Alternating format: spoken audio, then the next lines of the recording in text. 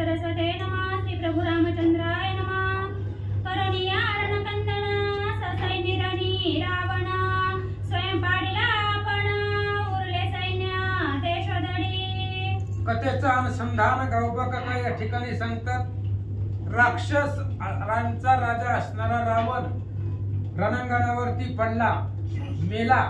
राजा रावण मेल्यानंतर ना बाकीचं जी त्याचं सैन्य होतं ते सगळं सैन्य देशोदेशीला दिशा जसं दिशा दिसेल तिकडं पळू लागले। 10 दिशा आहेत, दिशेला पळू लागले आणि वाट दिसेल तिकडं सैन्य पळू लागलं। काय झालं ऐका। एकी दिगंतरा लंगिले एका कंठी प्राण उरले, एका गात्रा कंप सुटले, एका निमाले अपधाके। आणि एक दिगंतरा म्हणजे लंका सोडून लांब निघून गेलं, कारण रामचंद्राचा बाण आहे, रावणाला मारणार आहे, मग आपल्याला लागेल त्याच्यामुळं निघून गेले। काहीचे प्राण कंठामध्ये राहिले गेले, काहीच्या सर्व अंगाला कंप सुटला। काही राक्षस रामचंद्राच्या बाणाच्या धाकानं रणांगणामध्ये पडले। एके झाली भ्रमित एका सुटला दोवात, एका मूत्रवृष्टी होत प्राण सांडित उभ्या उभ्या। आणि रामचंद्राच्या बाणाच्या अनुसंधानानं काही सैन्य भ्रमित झालं, काही सैन्य त्या ठिकाणी असणाऱ्या उभ्या उभारल्या धाकानच भीतीनं प्राण सोडू लागलं, अशी अवस्था सैन्याची झाली। एक ओणी कासावीसी रडत पडत रणभूमीसी, बोंब घेऊनी वेगेसी आली लंकेसी सांगत। आणि एक कासावीस झालं, काही सैन्य, काही रडत होते, काही आदळत होते, आपटत होते, पडत होते, पुन्हा चलायचं पुन्हा आपटायचं। काही जण त्या ठिकाणी असणारे राजा रावणाला मारलेली जी काही बोंब आहे वार्ता आहे ती वार्ता घेऊन लंकेमध्ये लोकांना सांगत फिरायले। एक सांडिती लेणी लुगडी, एक तृण धरिती तोंडी, एकाची वळली बोबाडी पडली मुरकुंडी एकांची। आणि रावण मेल्यामुळं वानरसेने लंकेत घुसला। राक्षस जी आहेत ती त्या ठिकाणी पळू लागली, दिसल तिकडं वाट दिसल तिकडं पळू लागली। बोलत असताना बोबडी वळू लागली, तोंडामधून शब्द बाहेर निघाला गेला आणि पडता जात असताना बोलत असताना बुद्धी भ्रमित झाली, मनाची मुरकुंडी वळली। आपण काय बोलतोय कुणाला बोलतोय काही लक्षात येत नव्हतं, अशी दयनीय अवस्था राक्षसांची झाली। एक येती काकुळती मारू नको रघुपती, शरण आलो तुझ्या प्रती करीसी किती संहार। आणि काही राक्षस रामाला शरण येऊ लागली, काकुळतीला येऊ लागली। रामचंद्र आम्ही शरण आलेलो आहोत तुम्हाला, मग तुमचं ब्रीद शरणागताचं रक्षण करणार, मग आम्हाला मारू नका, जीवदान द्या। म्हणून रामचंद्राच्या पायात अनेक राक्षस पडू लागले। एक म्हणती माझी रणा झुंजो आलो नाही जाणा, पाहावया युद्ध रचना राम रावण रणा माझी। एक राक्षस म्हणलं रामा मी काही युद्धाला आलो होतो काय, बघायला आलतो।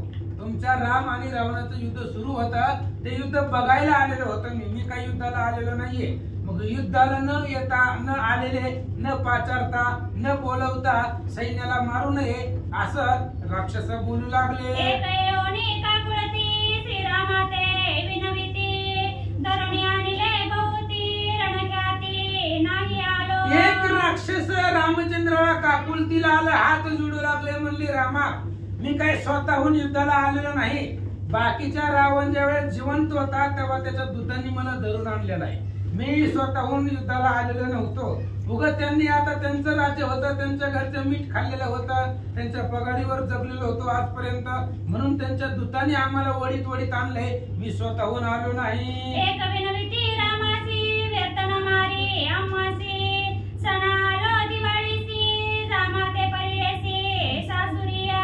आणि एक रामाला विनवून बोलू लागला, रामा आम्हाला नका मारू, आम्ही ह्या गावातले पण नाहीत म्हणले, आमची सासरवाडी ही लंका आहे आणि दिवाळीच्या सणाला मी या गावाला आलो होतो, आता सोडून द्या म्हणले। ती दूत रावणाचे आले, कोण आहे कुठला आहे, या गावाचा आहे का गावाचा आहे काही बघितलं नाही, तसंच मारीत रानात आणले असं राक्षस बोलतात। कोणी आला पाहुणा कोणी आला दिवाळी सणा, मारू नको रघुनंदना जीवदाना आम्हा देई। आणि राक्षस होती, काही त्या लंकेमध्ये पाहुणे म्हणून आलेले होते, काही लंकेतले असणारे जावई होते, दिवाळीच्या सणाला आलेले होते, अनेक राक्षस बाहेरून आलेली होती।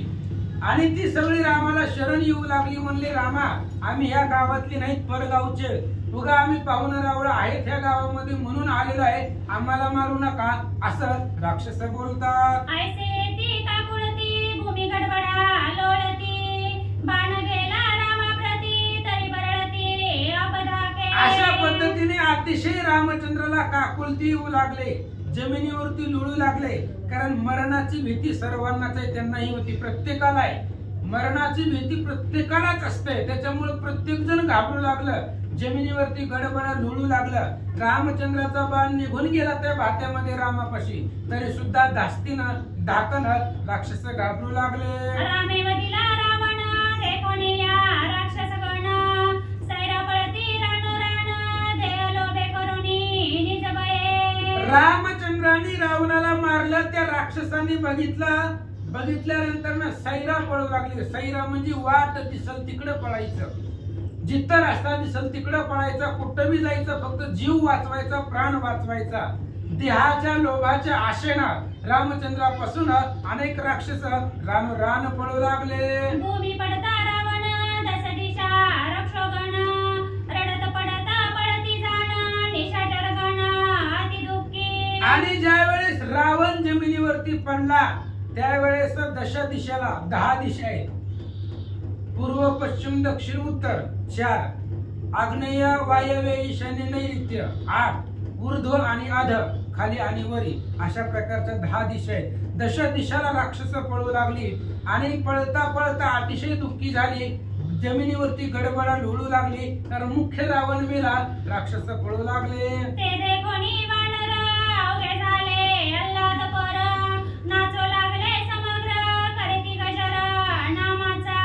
वानरांनी राक्षसांची अवस्था पाहिली, आनंद वाटला.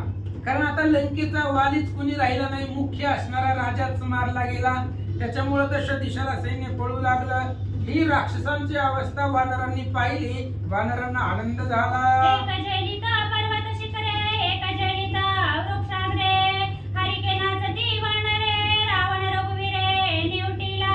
आणि वानर अतिशय आनंद त्या ठिकाणी साजरा करू लागले.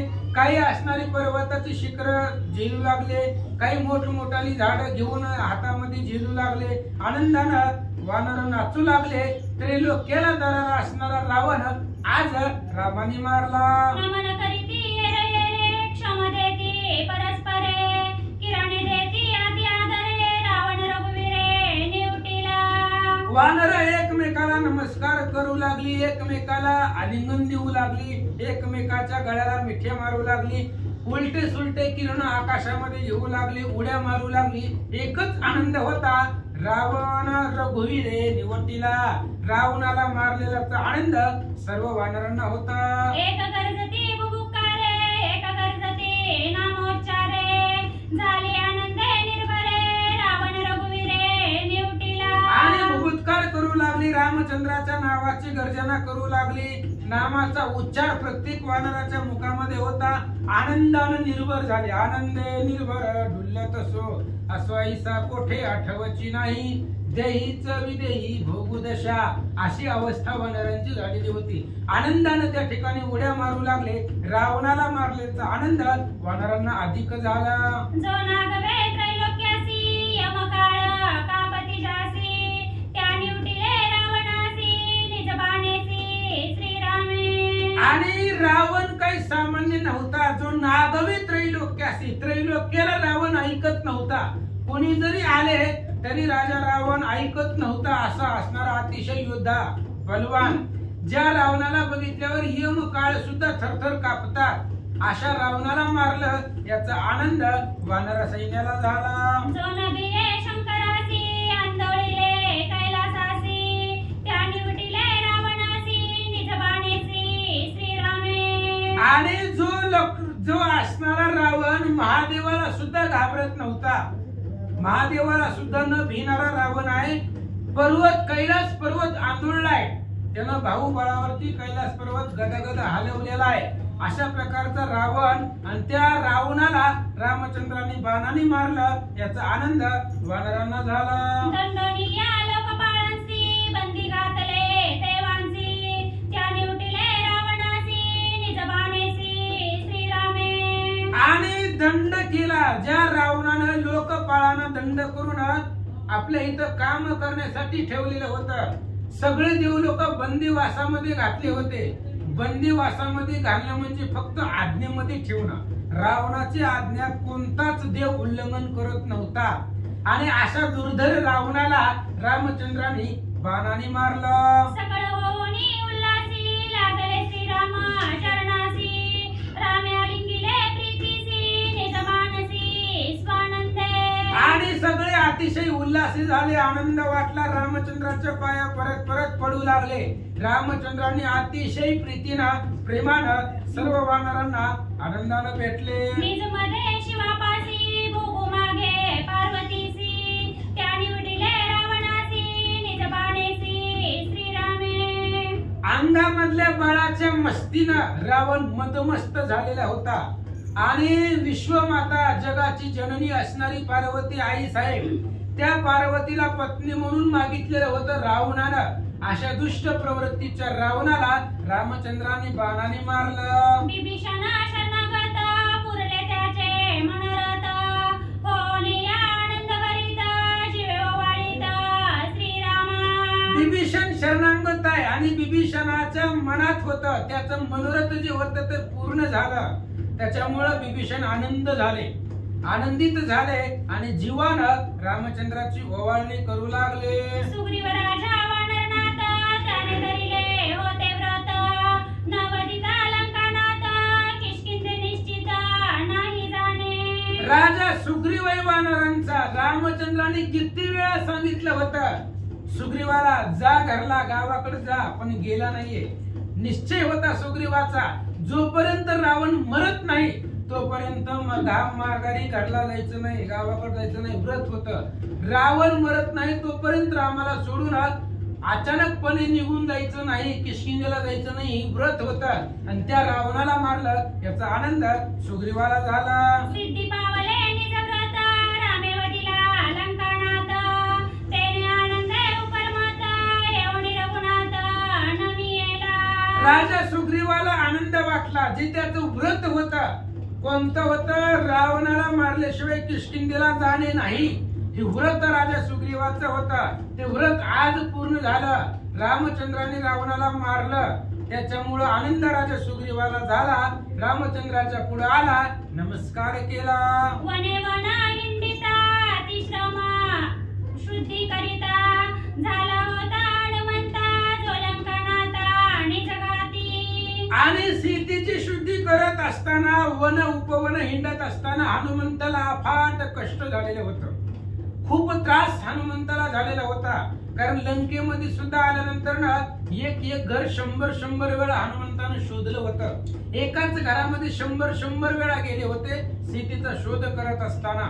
एवढा अफाट कष्ट हनुमंताला झालेलं होतं. आणि जो राजा रावणाला प्राणांत व्यथा कष्ट देणारा हनुमंत होता, नवे रावणाचा जीव घेण्याची ताकद हनुमंताकडे होती. असा हनुमंत काय झालं, ते निरसली सकळ व्यथा वध झाली या लंकानाथा, श्रीरामा भेटेल सती सीता सार्थकता कष्टाची. आणि त्या हनुमंताने विचार केला, जेवढं कष्ट आपल्याला झालेलं होतं, किष्किंध कांडाच्या 16व्या अध्यायामध्ये आपण निघालो होतो सीता शुद्धी करायला.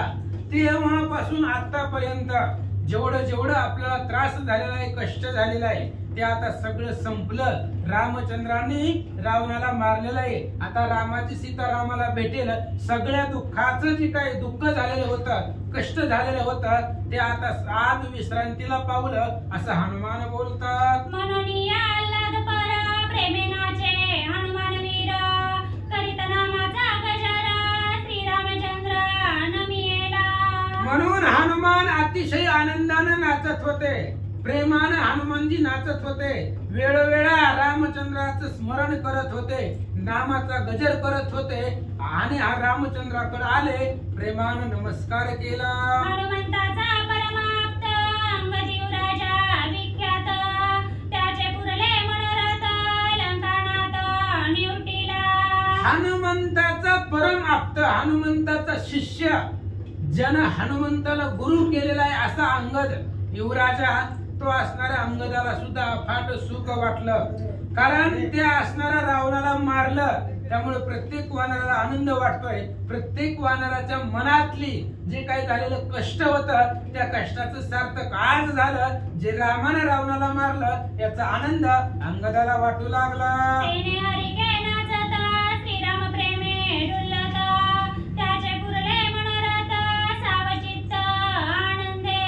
आणि त्या आनंदानं नाचत होता. रावणाला मारलं याचा आनंद अंगद युवराजांना होता. त्यामुळे रामचंद्राच्या नामस्मरणानं, रामचंद्राच्या प्रेमानं अंगदाची डुलत होत. अंगदाच्या मनातलं मनोरथ पूर्ण झालं असं सांगतात.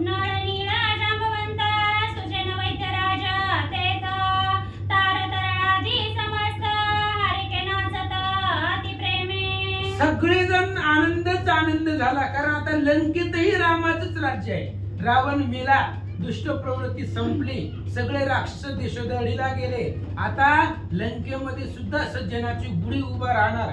याच्यासाठी प्रत्येक वानरा आनंद झालेला होता. नळ नीळ जांबवंत सुषेण वैद्यराज तार तळ आदी सगळे असणारे वानर आनंदाने नाचू लागले.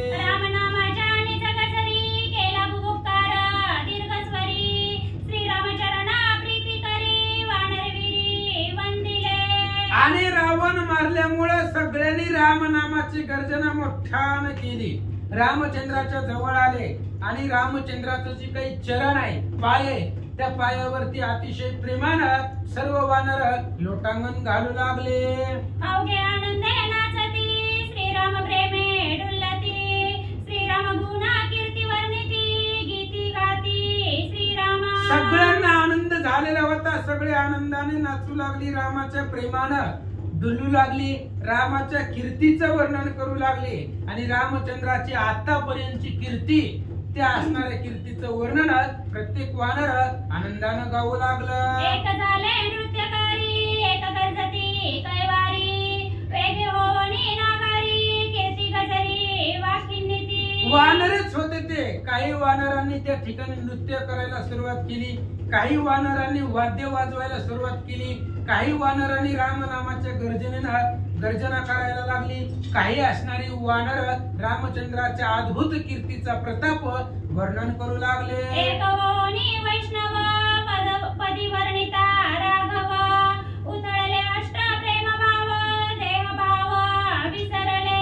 आणि सगळेच वानर वैष्णव होते. त्याच्यामधला एक कीर्तनाच्या गादीवरती उभा राहिला आणि उभारल्यापासून प्रत्येक पद म्हणजे ओवी किंवा श्लोक, त्या असणाऱ्या प्रत्येक श्लोक ओवी मधून रामचंद्राचं असणारं वर्णन करू लागले, रामचंद्राची कीर्ती गाऊ लागले.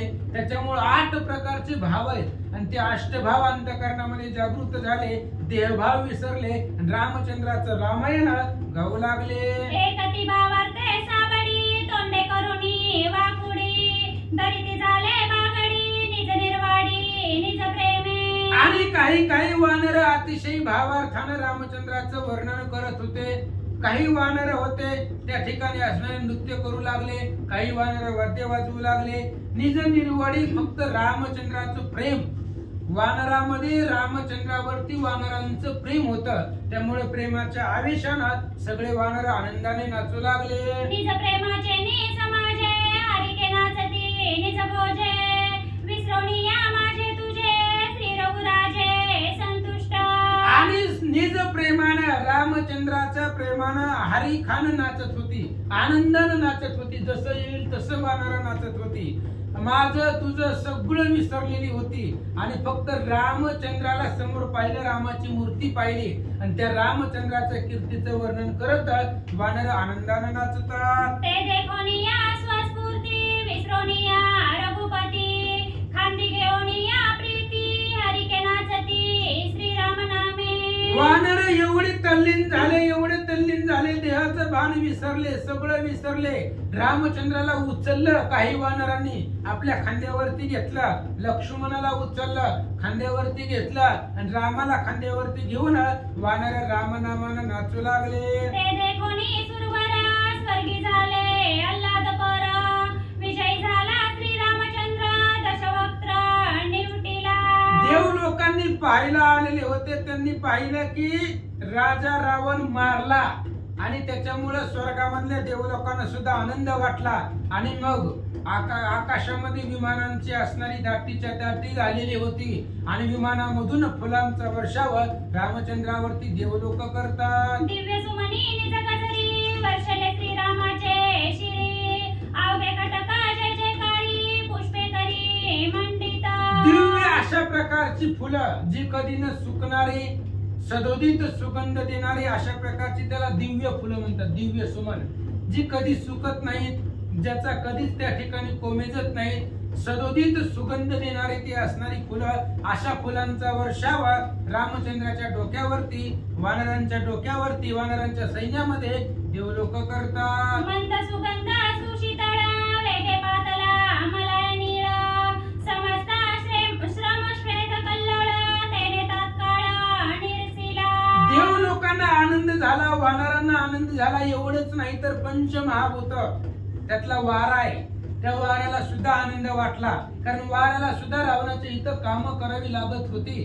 त्याच्यामुळे मलय नावाचा पर्वत आहे, त्या पर्वतावरचा मंद वारा आहे, थंड असणारा वारा, आणि तो वारा सुद्धा वानर सैन्यामध्ये आला.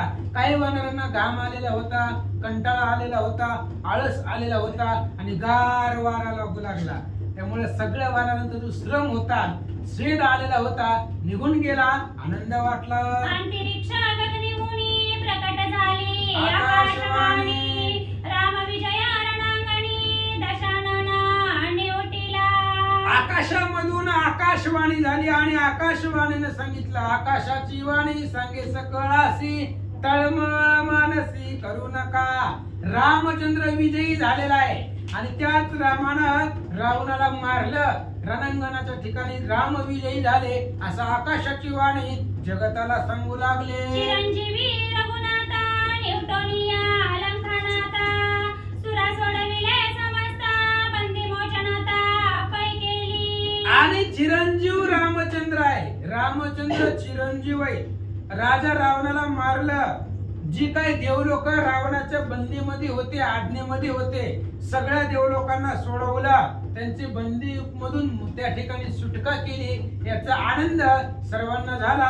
आकाशवाणी सांगू लागल्या, तेने सकळ सुरगण आनंदमया होणी पूर्ण वर्णिती श्रीरामाचे गुण दुष्ट दशानना निवटिला.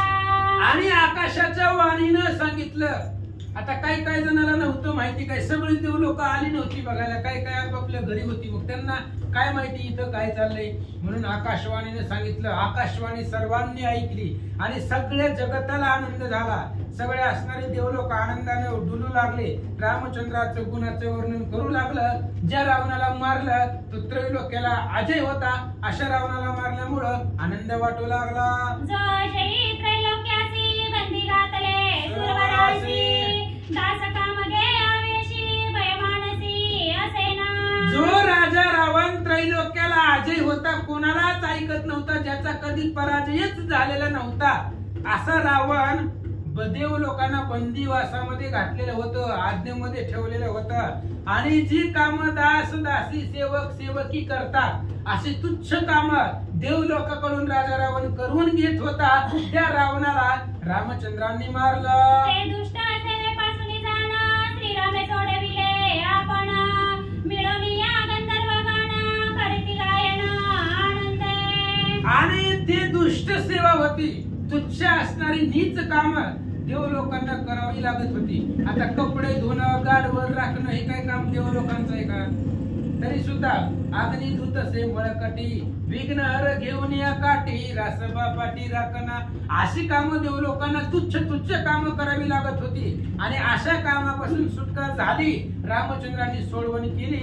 याचा आनंद सर्व गंधर्वधिक देवांना झाला म्हणतात. नारद तुंबरा दोघे जण वसुधामा सुलोचना चित्रांगदे सहित जण सुस्वर गायन मांडिले. नारद तुंब, वसुधामा आणि सुलोचन आणि चित्रांगद अशा प्रकारचे 5 गंधर्व त्या ठिकाणी आले आणि रामचंद्राच्या पुढं सुस्वर गायन, कारण हे संगीतामध्ये विशारद होते. गंधर्व गाण्यामध्ये अतिशय श्रेष्ठ असतात आणि ते रामचंद्राच्या पुढे आले आणि सुंदर आवाजामध्ये गायन करू लागले. गंधर्व राजे 5ही जण विना घेऊनी आपण रागोद्धार ही गंधर्व होती 5 जण, नारद, तुंबर, वसुधामा, सुलोचना आणि चित्रांगद अशा प्रकारची 5 गंधर्व आले आणि रामचंद्राच्या पुढं विना बरोबर सोबतीला आणला. विण्यामध्ये राग असतो, त्या रागामधून त्या ठिकाणी लोकांचे जे काही श्रवण आहेत, कान आहेत, ते कान तृप्त करत होते. सुसूर अशा प्रकारचं गायन गंधर्व करू लागले. तव पावल्या स्वर्गनायिका रंभा उर्वशी मेनका, घृताची तलकमता देखा हर्षात्मका नाचित. आणि गंधर्वांनी गायन सुरू केलं की त्या गायनाच्या तालावर नाचण्यासाठी, कारण हे आनंदाचं नृत्य करण्यासाठी स्वर्गामधल्या स्वर्ग नायिका, ज्यांचं स्वर्गात ते स्वर्गभूषण आहे, अशा प्रकारच्या अप्सरा रंभाई, उर्वशी, मेनकाय, तिलोत्तमाय अशा प्रकारच्या असणाऱ्या अप्सरा आल्या आणि तिथं नाचू लागल्या.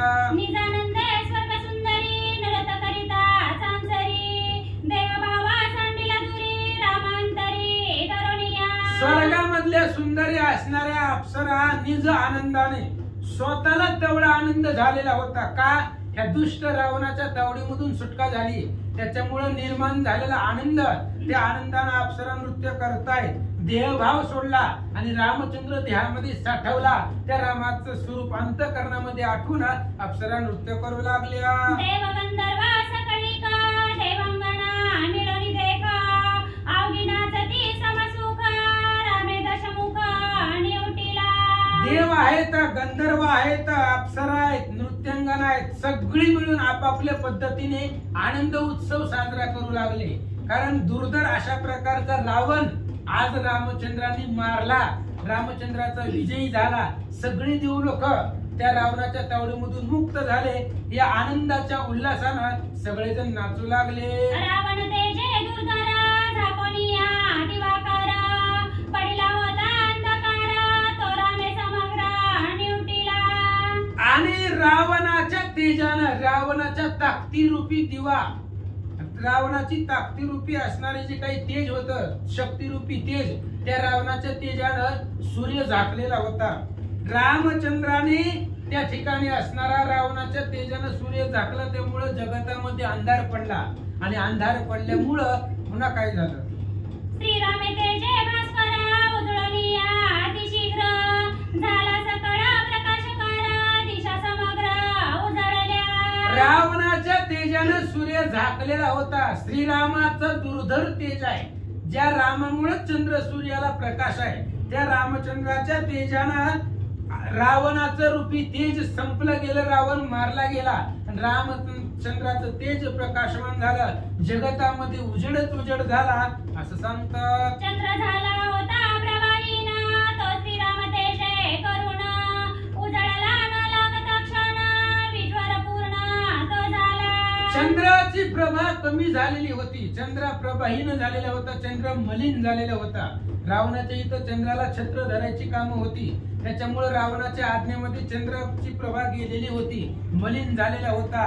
रामचंद्राच्या प्रकाशानं, रामचंद्राच्या तेजानं चंद्राला तेज आलं आणि उजळून प्रकाश देऊ लागला. इंद्र वरुण आणि कुबेर नैऋत्य ईशान्य आणि महारुद्र आग्नेयमादी समग्र हरिकेतोर दाटले. सर्वांना आनंद वाटू लागला. इंद्र आहे, वरुण आहे, कुबेर आहे, नैऋत्य, ईशान्य अशा प्रकारच्या आग्नेय, वायव्य अशा असणाऱ्या दिशा आहेत. त्या दश दिशांना सुद्धा आनंद वाटू लागला. रावण मारलेला आनंद जगतामध्ये सर्वांनाच झाला. दुष्ट दुरात्मा रावण करुणी सकळांचे रोदन सेवा घेत असे दारुण रामे निर्दळन केले त्याचे. दुष्ट दुरात्मा रावण होता, वाईट प्रवृत्तीनं वागणारा होता, सगळ्यांचं रोधन केलेलं होतं, सगळ्यांना अडवलेलं होतं आणि प्रत्येक देवाकडून सेवा करून घेत होता, काम करून घेत होता. असा असणारा रावण, त्या रावणाला रामचंद्रांनी मारलं. म्हणून या आल्हादपर नृत्य करीती समग्र मांडीला से अति कशर जय जयकार आनंदे. म्हणून आनंदानं त्या ठिकाणी सगळेजण नृत्य करू लागले, रामचंद्राच्या नावाचा जय जयकार करू लागले, रामचंद्राच्या नावाची गर्जना करू लागले. अतिशय आनंदानं देवलोक नाचू लागले. दिवी भुवी अंतरिक्ष नभमंडळी सावकाश अवघे झाले स्वप्रकाश दुष्ट राक्षस निर्दळीला. रावण मारल्यामुळं जगतामध्ये अंधार पडलेला होता. रावण जिवंत असताना रामचंद्राने त्या रावणाला मारलं. जमिनीवरती, आकाशामध्ये, पाताळामध्ये, ढगामध्ये, प्रत्येक ठिकाणी उजेडच उजेड पडला.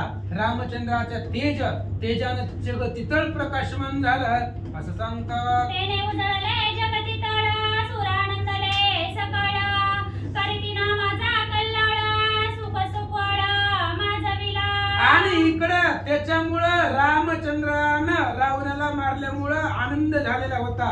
आणि रावण मेल्यामुळं जग जी होतं ती जगाचं तळ, जगतितळ उजळून दिसू लागलं.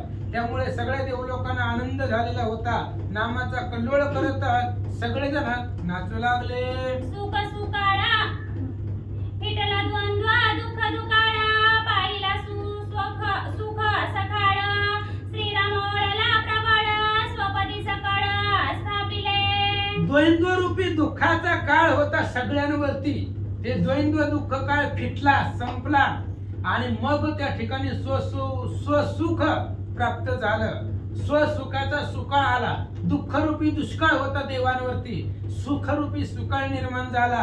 रामचंद्राची कृपा देवलोकावरती झाला आणि आपापल्या जागेवरती देवांची स्थापना रामचंद्रांनी केले. ऐसा आनंद सुरवारी एकीकडे श्रीराम बारी, सौमित्राधिका महावीरी पूजा प्रतिकारी मांडली. आणि इकडे अशा पद्धतीचा आनंद देवलोकांना झालेला होता. प्रत्येक जण आपापल्या पद्धतीने आनंद उत्सव साजरा करत होता. वानर सैन्यामध्ये रामचंद्राची चरणाची पूजा करायची. त्यामुळे लक्ष्मणादी असणारे वानर सैन्य सगळे रामचंद्राच्या जवळ आले. अतिशय प्रेमानं कशी पूजा करतात ऐका. सौमित्राणी हनुमंत विभीषण शरणागत, सुग्रीवांगद जांबवंत, धृतकृती समग्र आनंदले. आणि लक्ष्मण जे आहेत, हनुमान जे आहेत, शरण आलेले विभीषण जे आहेत, सुग्रीव आहे, अंगद आहे, जांबवंत आहेत, सगळेजण रामचंद्राच्या जवळ आले आणि रामचंद्राच्या पायाची पाद्यपूजा कशी करतात ऐका. श्री गणेशाय नमः. श्री गुरु रामचंद्राय नमः. मिळवनिया सकळ विरी पूजोपचार सामग्री, तिन्ही मांडली अति गजरी, संक्षेप करी सांगेल. आणि मग सगळे असणारे वीर वानर सेना रामचंद्राच्या जवळ आले. रामचंद्राची पूजा करायची, पाद्यपूजा करायची, पायाची पूजा करायची. म्हणून अतिशय गजरानं आनंदानं पूजेची सामग्री आणली. मग आता पूजेसाठी काय काय लागतं, कोणी कोणी कशी कशी सामग्री आणली, कशी पूजा केली ऐका. हनुमान होनी सिंहासन, वरी बैसला रघुनंदन, अत्यंत अंतरंग सुमित्र नंदन, पूजा विधान तो करी. आणि मग रामाची पूजा करायची. मग रामचंद्राला मोठं असणारं सिंहासन पाहिजे. मग सिंहासन कुठून आणायचं तिथं. हनुमान त्या ठिकाणी रामचंद्राचे सिंहासन झाले. हनुमंतावरती रामचंद्र आरूढ झाले आणि लक्ष्मणजी पूजेचं विधान त्या ठिकाणी करू लागले ऐका. आनंद अश्रू जे स्रवत, त्याची उदक जाणतेथ, अपद क्षाळन पुरवित शरणागत विभीषण. आणि आनंद अश्रू होते. प्रत्येकाच्या डोळ्यामधून आनंद रूपी अश्रू तिथं रणांगणावरती पडत होते. तेच रामचंद्राचं पाय धुण्यासाठी पाणी होतं. दुसरं पाणी कुठलं आणलं नव्हतं. फक्त डोळ्यामधून पडणारं पाणी रामचंद्राच्या पायावरती पडायचं आणि त्याच पाण्यानं रामचंद्राचे पाय वानरसेना धुवू लागले. सुग्रीव भावार्तेचा वास, पितांबर रागवास, अर्पिता झाला सावकाश, अति उल्हास पूजेचा. सुग्रीव राजा आहे आणि रामचंद्राला पितांबर घालण्यासाठी द्यायचा आहे. सुग्रीवानं पितांबर आणला, भावार्थ रूपी पितांबर राजा सुग्रीवानं रामचंद्राला परिधान केला. अशी पूजा वानर करतात. निज प्रेम शुद्ध चंदन, घेऊन आला सुषेण, सौमित्र घेऊन आपण केले समर्पण रामबाळी. आणि सुषेण जी होते ते असणारे सुषेण चंदन घेऊन आले रामचंद्रांना लावण्यासाठी कपाळाला. पण चंदन कशाचं होतं, निज प्रेमाचं चंदन होतं. प्रेमरूपी चंदन घेऊन आलेले होते आणि ते असणारं प्रेमरूपी चंदन रामचंद्राच्या सर्व अंगाला सुषेण वरावू लागले. उरले जे प्रेमचंदन, तेने सर्वांगी रघुनंदन, चर्चेला संपूर्ण अति विचक्षण सौमित्र. वानर सेना फक्त साहित्य आणून देत होती, लक्ष्मणची पूजा करत होते. चंदन आणलं होतं, प्रेमरूपी चंदन सुशेनाने, आणि ते रामचंद्राच्या कपाळाला लावलं. जे उरलेलं चंदन होतं ते रामचंद्राच्या सर्वांगाला लक्ष्मणजी लावू लागले. अष्टई भाव सात्विक त्याची देखता जाणिक पदक घेऊन या एका एक जावंत पैदे काला. रामचंद्रांना पदक, पदक म्हणजे हार, गळ्यामध्ये घालण्यासाठी हार घेऊन आले. ते जांबवंत काकांनी हार आणला. हार कशाचा आणला तर अष्टभाव, अंतकरणामधले अष्टभाव रूपी हार रामचंद्रांना जांबवंतांनी परिधान केला. देता सौमित्राचे हाती एरी घेऊन अति प्रीती कंठी बांधले रघुपती सकळ दीप्ती घोतक. आणि मग अशा प्रकारचा अष्टभाव रूपी हार जांबवंत काकांनी आणला, लक्ष्मणाच्या हातामध्ये दिला. लक्ष्मणाने तो हार अतिशय प्रेमाने घेतला, रामचंद्राच्या कंठाला गळ्यामध्ये तो हार घातला. घातल्याबरोबर सगळं असणार तेजाचं प्रतीक ते हार म्हणून शोभवंत दिसू लागलं. विविध प्रीतीचे अलंकार जडित भावार्थे नागर भक्ती मे कळा अति परिकर जेथे रघुवीर सांपडला. विविध प्रीतीचे अलंकार आहेत, सगळे अलंकार प्रेमाचे होते, प्रीतीचे होते, आणि भावार्थाचं त्या ठिकाणी असणारं नागर होतं. भक्ती मिखळा होती, भक्तिरूपी वानर आहेत. अशा पद्धतीचे भावभक्तीनं भगवंताची पूजा वानर करतात. हनुमंताचा शिष्यांगद श्रीरामी प्रेमागाद त्या प्रेम भावाचा मुकुट शुद्ध बाणला विशद रामासी. हनुमंतरायाचा विख्यात शिष्य असणारा युवराज अंगद, त्या अंगदानं रामचंद्रावरच्या डोक्यावर घालण्यासाठी मुकुट आणलेला आहे, आणि तो असणारा मुकुट म्हणजेच प्रेमाचा, भावाचा मुकुट आहे. प्रेम आणि भावाचा मुकुट अंगदानं आणला, लक्ष्मणाच्या हातात दिला. लक्ष्मणानं रामचंद्राच्या डोक्यावर घातला. सकळ मिळवणी वानर गणे राम पूजिती जीवे प्राणे चैतन्य दीपे ओवाळणे निंबलोन सर्वस्वे. सगळे वानर आले, जीव आणि प्राणानं रामचंद्राला ओवाळू लागले. अंतकरणामध्ये जो प्राण आहे तो प्राण आणि जीव भावानं भगवंताची पूजा वानर करू लागले. त्याच्यामुळं चैतन्याच्या दिव्यानं, आतमधली जी काही चैतन्य रूपी ज्योत आहे त्या चैतन्याच्या दिव्यानं रामचंद्राला ओवाळू लागले. सर्व स्वान निंबोलन भगवंताचं करू लागले. एकी धरिले तन्मय छत्र एक झाले चामरधर एक झाले विंझेकर भद्रे रघुवीर शोभतो. सिंहासनावरती रामचंद्र शोभून दिसू लागले. सिंहासनच हनुमंतराय झालेले होते. हनुमंताच्या पृष्ठेवरती रामचंद्र बसलेले होते, आणि त्याच्यावरती तन्मयाचं छत्र, डोक्यावरती धरण्यासाठी छत्र आणलेलं होतं. ती छत्र तन्मयाचं होतं. रामचंद्राच्या भोवती वानर चामर ढाळू लागले. भावाची चामर होते, वारा घालू लागलेले होते काही वानर.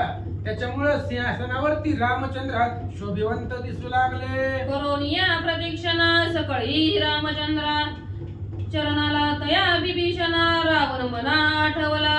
सगळ्या जणांनी रामचंद्राला प्रदक्षिणा घातली, नमस्कार केला, लोटांगण घातलं, रामचंद्राच्या पाया पडले सगळे वानर. त्याच वेळेला विभीषणजी होते. त्या विभीषणाला रावणाची आठवण झाली. माणसाला मेल्यावरच आठवण जास्त होते, जिवंतपणे नाही कोणी एवढं लक्ष देत, पण मेल्यावर आठवण झाली राजा रावणाची विभीषणाला. आणि त्याची आठवण झाल्याबरोबर विभीषणानं रडायला सुरुवात केली. बंधू धरोनी पोटासी विलाप करी दुःख वेशी. वदिले देखता रावणासी मोह उपजला बंधुसी. वदिले देखता रावणासी मोह उपजला बंधुसी. अश्रू आले जी नेत्रासी करी रुद्रासी अति दुःखे. आणि रावणाला मारलेलं बघितलं विभीषणानं आपल्या डोळ्यापुढं. रामचंद्रांनी रावणाला मारलेला आहे, त्यामुळं भावाविषयीचा मोह विभीषणाला निर्माण झाला. दोन्ही डोळ्यामधून पाणी वाहू लागलं, आणि भावाची दुःखित अवस्था. तो मेलाय रणांगणावरती, त्रैलोक्याचा राजा असणारा आज जमिनीवरती गडबडा. त्याचं प्रेत सुद्धा त्या ठिकाणी पक्षी भूत वेताळी कंकाळी खाऊ लागले. अशी रावणाची अवस्था पाहिली, अतिशय दुःख विभीषणाला झालं. बंधू धरोनी पोटेसी विलाप करी दुःखावेशी. बहुशी कविले नायकासी व्यर्थ रामासी विरोधिले. आणि मग रावणाला पोटाला धरलं विभीषणानं, आणि अतिशय विलाप विभीषणजी करू लागले. किती वेळा सांगितलं होतं या रावणाला, रामाची सीता रामाला दे, किती वेळा सांगितलं होतं, त्याच्या लाथा सुद्धा आम्ही खाल्ल्या भर सभेमध्ये, अपमान केला तरी सहन केला, पण शेवटी रावणानं ऐकलं नाहीये असं विभीषणजी बोलतात. दैवानुसार बुद्धी होय तेथे तुझ बोल काय, जैसे प्राण ओढविताये प्राणी वर्तताये तेने कर्मे. विभीषणाने विचार केला, महाराज दैवानुसार बुद्धी होय, जसं आपलं नशीब आहे नशिबाप्रमाणे बुद्धी चालत असते, त्याच्यामुळं कधीच कुणाला बोल द्यायचा नाही तुझ्यामुळं झालं, कुणामुळं काहीच होत नसतंय. जे आपल्या संसारामध्ये जीवनामध्ये होत असतंय ते कशामुळे होतंय, दैवानुसार होतंय, आपापल्या प्रार्थनानुसार होतंय. कधीच कुणामुळे कुणाचं वाटोळं होत नाही. आपण उगा म्हणतो ह्याच्यामुळे झालं त्याच्यामुळे झालं, काही कुणामुळे होत नाही. आपापलं प्रार्थना, आपलं नशीब, आपलं दैव त्याच्यामुळे होत असतं. आता विभीषणजी म्हणताय तुझ्या नशिबानं तू मेलाय, नाहीतर तुला बोल ठेवून उपयोग आहे का? आम्ही तुला सांगण्याचा प्रयत्न केला नव्हता का? प्रत्येकाने शिकवलं होतं, सांगितलं होतं, पण जैसे प्रार्थना ओढीत आहे प्राणी वर्तत आहे त्याने करणे.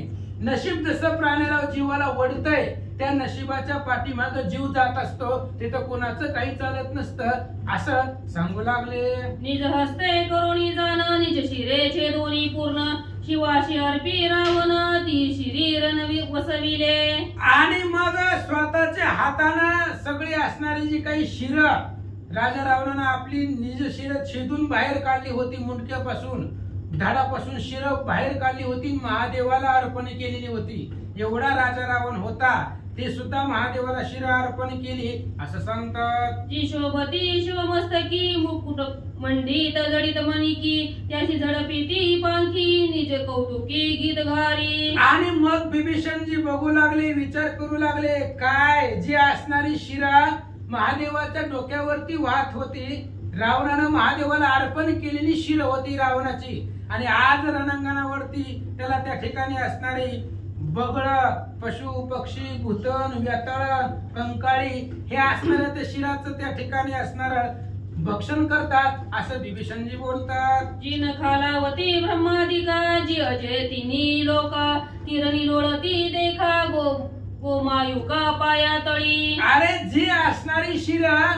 ब्रह्मदेवास पुढे सुद्धा कधी झुकली नाही, ती मोठमोठ्या देवापुढे सुद्धा जी कधी शिर झुकली नाही, ती जी त्रैलोक्याला अजय होती, राजा रावणाची शिर, राजा रावणच अजय होता, आणि आज त्याच रावणाची मुंडकर हे असणाऱ्या जमिनीमध्ये, रक्ताच्या नदीमध्ये, मांस रक्ताच्या असणाऱ्या चिखलामध्ये आज तीच शिर लोळू लागली असं विभीषणजी बोलतात. निज प्रीतीच्या कल्लोळी शिवे धरिले मोळी, ती लोळती पायंतळी गीत मंडळी माझारी. अरे बाबा, स्वतःच्या असणाऱ्या प्रीतीनं रामचंद्राने ती शिराला आदरानं आपल्या जवळ त्या शिरांचा स्वीकार केलेला होता, आणि आज तीच शिरा, ज्या शिरांनी महादेवाला डोक्यावरती धारण केलं होतं, महादेवानं ज्या शिरांना, तीच शिर आज जमिनीवरती लोळू लागली असं विभीषणजी बोलतात. प्रारब्ध भोग बलवत्तर त्यासी काही न चले सूत्र, रसी लोळतो दशवक्र कर्मतंत्र सोडीना. कर्म आहे, प्रारब्ध बल आहे, प्रारब्धामध्ये सामर्थ्य आहे,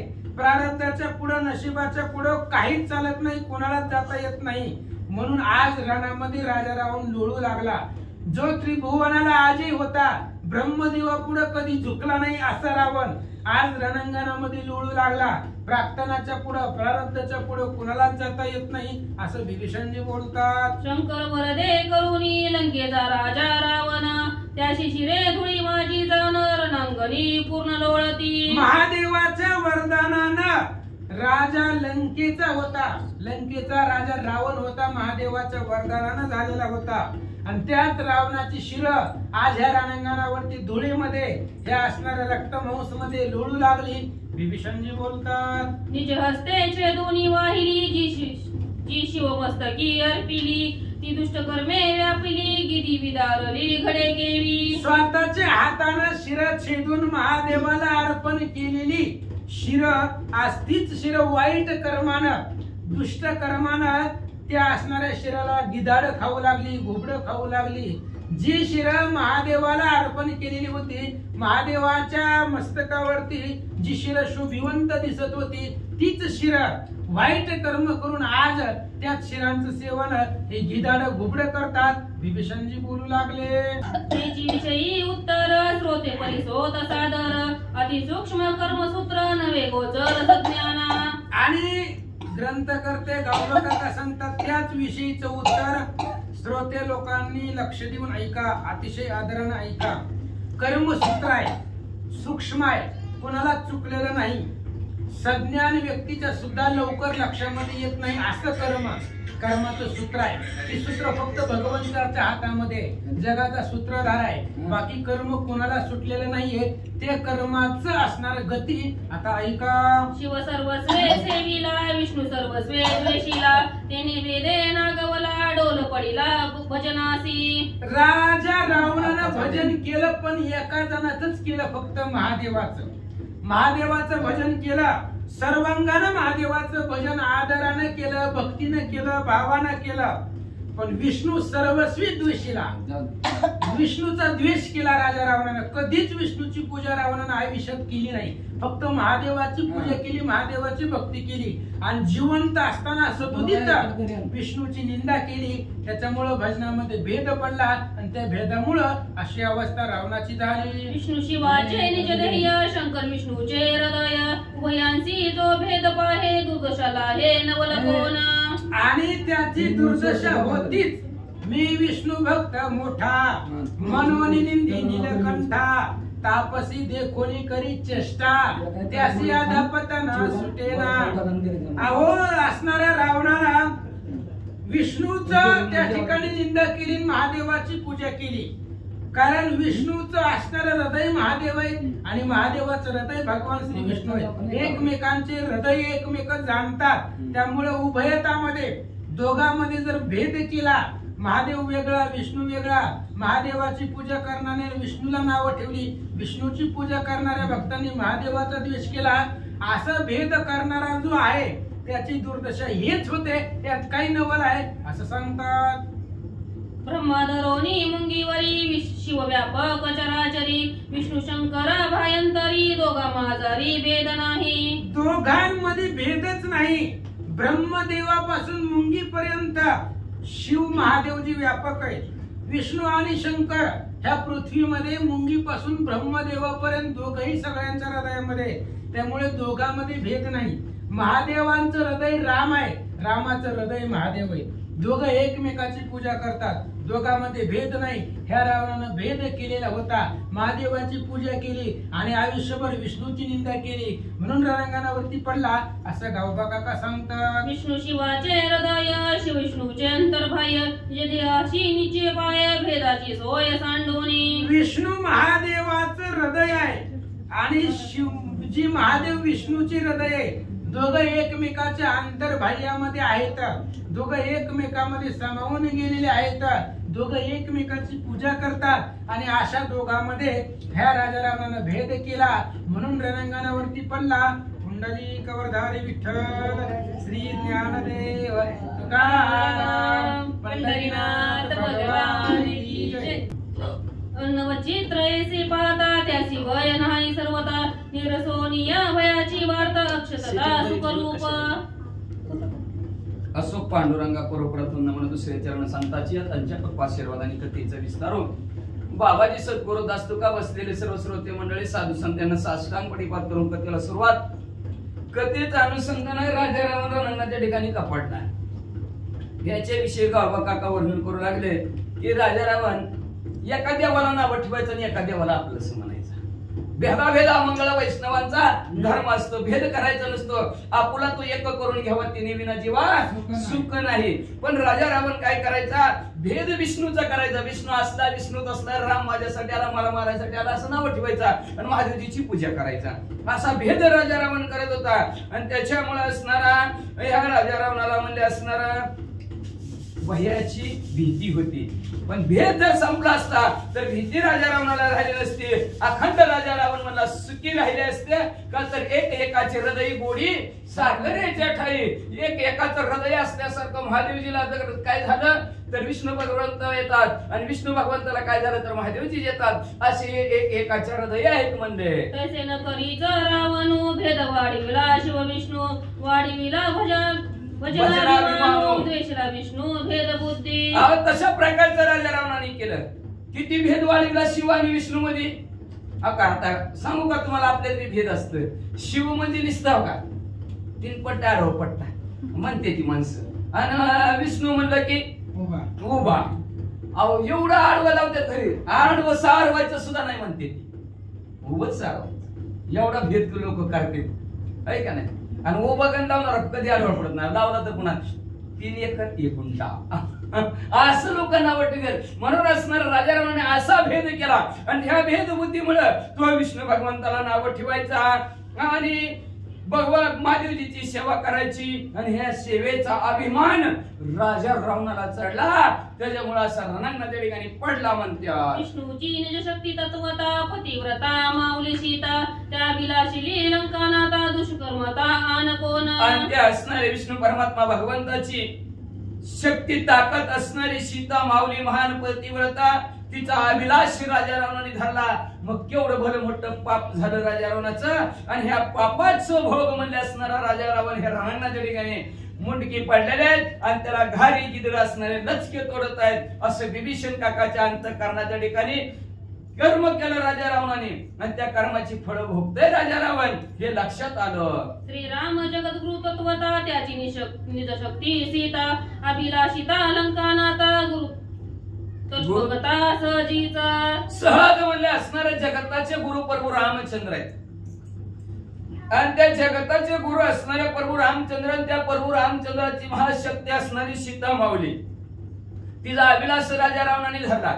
मग त्याला गुरु कल्पकतेचं पाप लागलं. गुरुच्या पत्नीचा अभिलाष धरला त्याचं पाप राजा रावणाला लागलं आणि त्या पापाची फळं आज राजा रावण ह्या रणांगणात भोगतोय. विभीषण काका मनात विचार करू लागले. गुरु कल्पकते पुढे आन पाप कोण आहे दारुण त्याने घोर कर्मे रावण गीत चरणी पूर्ण लोळात. अहो गुरु कल्पकतेच्या पुढे दुसरं भलं मोठं पापच कुठलं नाही. म्हणून चंद्र झाला काळा. भजनाचं नारळ असणार गुरु कल्पकतेचा डाग आहे चंद्राला. म्हणून ते का तर गुरुनं सांगितलं होतं मी असणार चाललोय वनामध्ये जरा व्यवस्थित सांभाळा मग आमच्या पत्नीचा कर.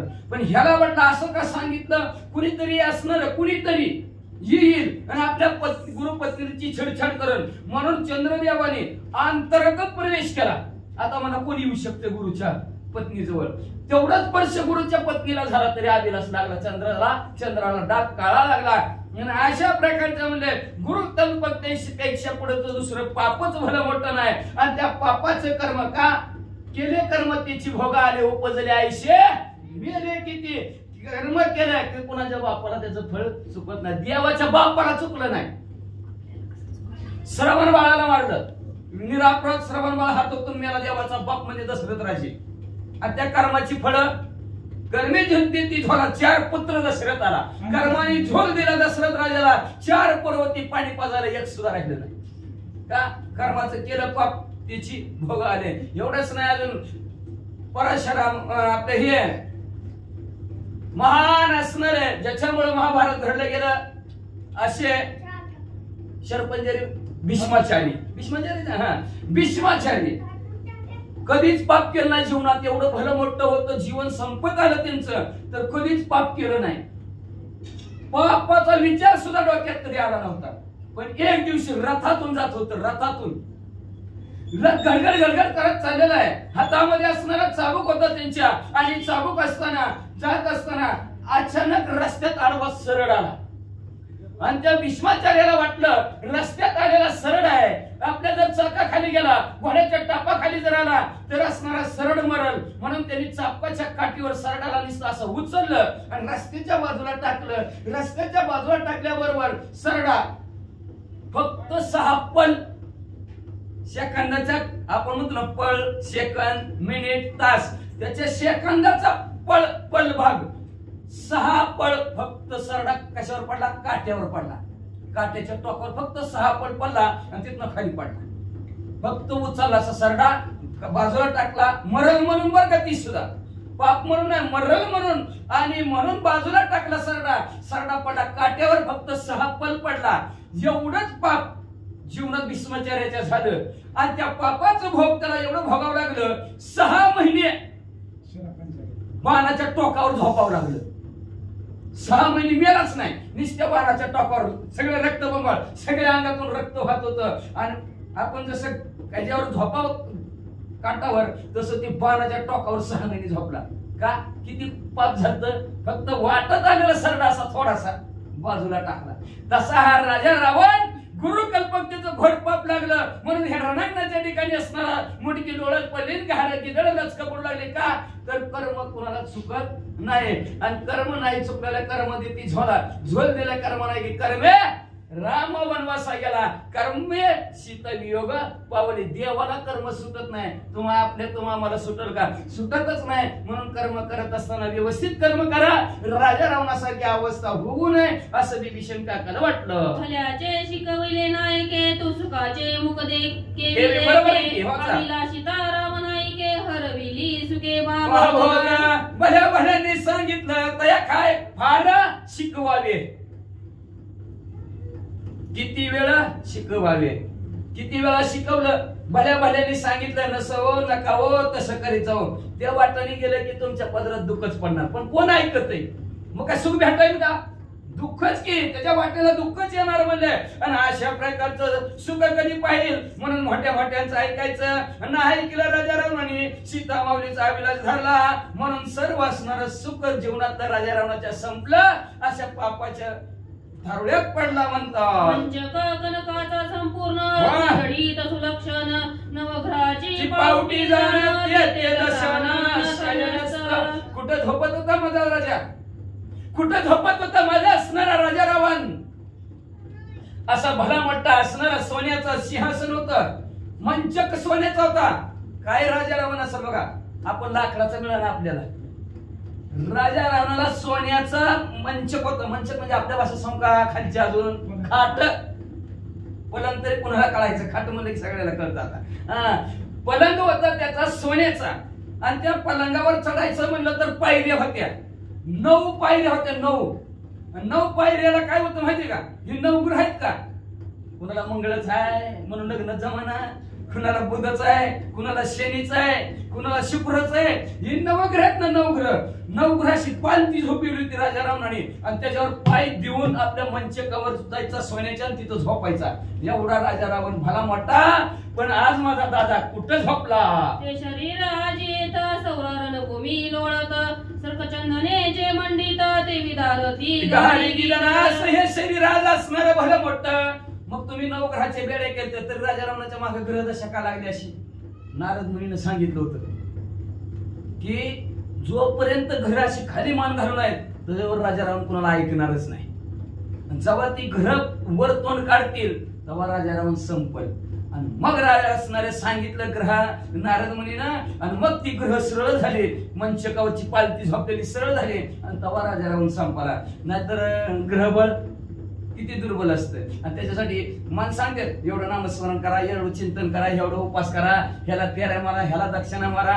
आणि सगळ्यात डेंजर काय असतील आपलं तर ग्रह दशा. मंदिरात सुद्धा आलं तर नीट बसू देत नाही ती ग्रह. नामस्मरण चिंतन केलं तरच बसून देतात. नाहीतर चल इकडं चल तिकडं, चल इकडं चल तिकडं, या कंपना म्हण ना हो. त्याच्या मागे काय ग्रह दशा लागली काय की एका जागेवर बसूनच देत नाही. कसं बसू देत? भगवंताचं चिंतन करा, नामस्मरण करा. असं हे ग्रह स्थिर होण्याशिवाय राहत नाहीत. आणि ते ग्रहमानावर जाऊन राजा रावण म्हणले आज ती शरीर म्हणले सैरा वैरा असणारं रणांगणाच्या ठिकाणी डोळत बसलेलं म्हणले असं सगळं असणारं सोन्याने हिरे माणिक मोत्याने मडवलेलं असणारं शरीर आज त्याचं तुकडं तुकडं झालेले आणि इकडून घारवरती तिकडून जडित अंगदी प्रचंड जे मंडित भौदंड त्याचे झाले खंड विखंडन वितंड उखरले. आणि असणारे भाऊ जी काय अंगद आहेत ही जी काही सर्व हात आहे त्याचं सोन्यानी हिरेनी माणिकानी मोत्यानी मळवलेले त्याचे हात होते आणि ते हात आज या रणांगणाच्या ठिकाणी तुकडं तुकडं होऊन इकडं तिकडं पडल्यात म्हणले. जी ही भुजी त्रिभुवन बळ्याव कळले संपूर्ण ते हे रणांगणी आपण इतस्त जाण ज्या विकुरले. भुजाने असणारं स्वर्गमूर्ती पाताळ आपलंसं केलं होतं राजा रावणाने त्या भुजेचं आज तुकडं तुकडं झालं होतं. जिकडं बघाल तिकडं तुकडं तुकडं. सूर्यप्रभे समान मुकुट मस्तकी घाली दशकंठ त्याचे होऊन या पीठ रत्ने उद्धट विखुरली. सूर्यासारखं तेजस्वी मुकुट राजा रावणाच्या डोक्यावर होता. हिरेनी माणिकानी मडवलेला होता. त्याचं सुद्धा पीठ झालं. त्याची जी काही मोती होते सगळ्या बाजूला इकडं तिकडं पसरलेले होते. महाराजे मंडलवरती ज्या चरणा नित्य नमिती तोंडरे सहित लोळती रणाप्रती बंद. अनेक ज्या जगताच्या ठिकाणचे असणारे महाराज लोक राजे ज्या राजा रावणाच्या ज्या पाया पडत होती ते पाय आज तुकडं तुकडं होऊन म्हणजे इकडं तिकडं पसरले होते. बिभीषण काका बघू बघू रडू लागले. सांगती शुक सारण त्यावरी कोपेसी दारुण त्याची सांगे प्रस्थ प्रधान कोप दारुण. काय सांगायचं म्हणजे किती सांगू अजून राजा रावणाचा म्हणजे असणारा काय खोटेपणा शेवटपर्यंत नेला म्हणजे माझ्या दादाने. ती सुख सारण सांगत होती नका सीता माऊलीचा विलास प्रस्थ प्रधानाने सुद्धा तेच सांगितलं माझ्या दादाला. पण माझ्या दादाने कुणाच नाही ऐकलं. पुत्र इंद्रजित सांगत त्यासी मारू धावत कैसेची कुंभकर्ण विनवीत त्यासी निर्वस्तीत अतिरागे. असं त्याचा असणारा थोरला मुलगा असणारा इंद्रजित मी सांगत होता. सांगायला गेलं की त्याच्या अंगावर चावताळत जायचं. गप की तुला काय कळतंय मी जास्त पावसाळा खाल्ला तर तो जास्त पावसाळा खाल्ला असं राजा रावण ते इंद्रजिताला म्हणायचा. कुंभकर्ण विनंती 6 महिन्यांनी झोपलेला 6 महिन्यांनी उठायचा. कुंभकर्ण उठला तरी त्याच्या पाया पडायचा त्याला हात जोडायचा. मोठा जरी असला तरी म्हणायचा दादा कुणाचा बी नाद कर पण प्रभू रामचंद्राचं नाद नको कर. असं किती सांगितलं तरी ऐकत नव्हते. मंदोदरी निजकांता न मानसी तिच्या वचनार्था तेथे माझी काय कथा हानतल्या लाता तिरागे. असणारी जी काय मंदोदरी वहिनी होते स्वतःची पत्नी निजकांता स्वतःची राजा रावणाची दादाची माझ्या पत्नी होती आमच्या वहिनी होत्या. किती शिकवलं किती सांगितलं असणाऱ्या वहिनीनं तरी त्यांचं सुद्धा असणारा दादा तू ऐकलं नाही. आणि मी तर सांगायला गेलो दादा तुला मला तर तू तर लातात घातल्या की असं बिभीषण काका बघून बघून बोलू लागले. तू काही मानिला विशद परिण घडे तुझा बोध रावणात भूत भक्त शुद्ध निजानंद पावला. पण तो लाता मारला ना दादा मला थोडं सुद्धा दुःख झालं नाही. मग मनात काढून टाकलं तवाच दादा तुला आता हल्ली बरं झालं म्हणलं. मी म्हणलं नाही कुणाला बी सांगत बसलो नाही मला तर लाताच घातली. काय करायचं असल्या भावाला कुणाला सुद्धा सांगितलं नाही दादा. तू लात मारली ना त्याचं दुःख मला कधीच वाटलं नाही. पण दादा त्याच्यात असणार मला कळलं तू लात मारल्याबरोबर मला बोल झाला. बरोबर रामचंद्राकडे मी गेलो माझं कल्याण झालं दादा. पण तुला कळलंच नाही. पण तो असणारा जे आम्ही भक्त सरळ सरळ पण तो अद्वैत भक्त असणारा राजा रावण सिद्ध होतो.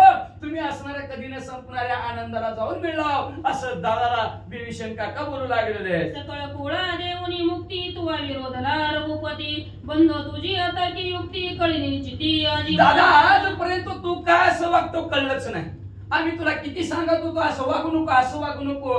पण तुझ्या पोटात एक होतं तुझ्या मनात एक होतं तुझ्या पोटात एक होतं. तो कोणाला सुद्धा आजपर्यंत कळू दिलं नाही. पण तुझी जी काय अतर्क्य गती आहे बिभीषण काका म्हणजे ती मला आज कळली. तू म्हणजे सगळ्या कुळाचा आपल्या असणारा उद्धार करण्यासाठी प्रभू रामचंद्राला विरोध करत होतास दादा. आज मला कळलं बिभीषण काका म्हणू लागले. तत्काळ साधा वयाने मुक्ती सायुज्य साधिला रघुपती ते साधिले आधी निघुती सकळ संपत्ती अर्पुणी. आपल्याला मुक्ती पाहिजे आणि लगेच असणारे ह्याच जन्मामध्ये पाहिजे. हे तुम्ही असणार मनात ठेवलं सायुज्य मुक्तीला जाण्याचा विचार लक्ष तुम्ही ठेवलं गेलं म्हणून प्रभू रामचंद्राला तुम्ही साध्य देव आपलासा केला. आणि केला तर केला कसा सर्व संपत्ती अर्पण केली.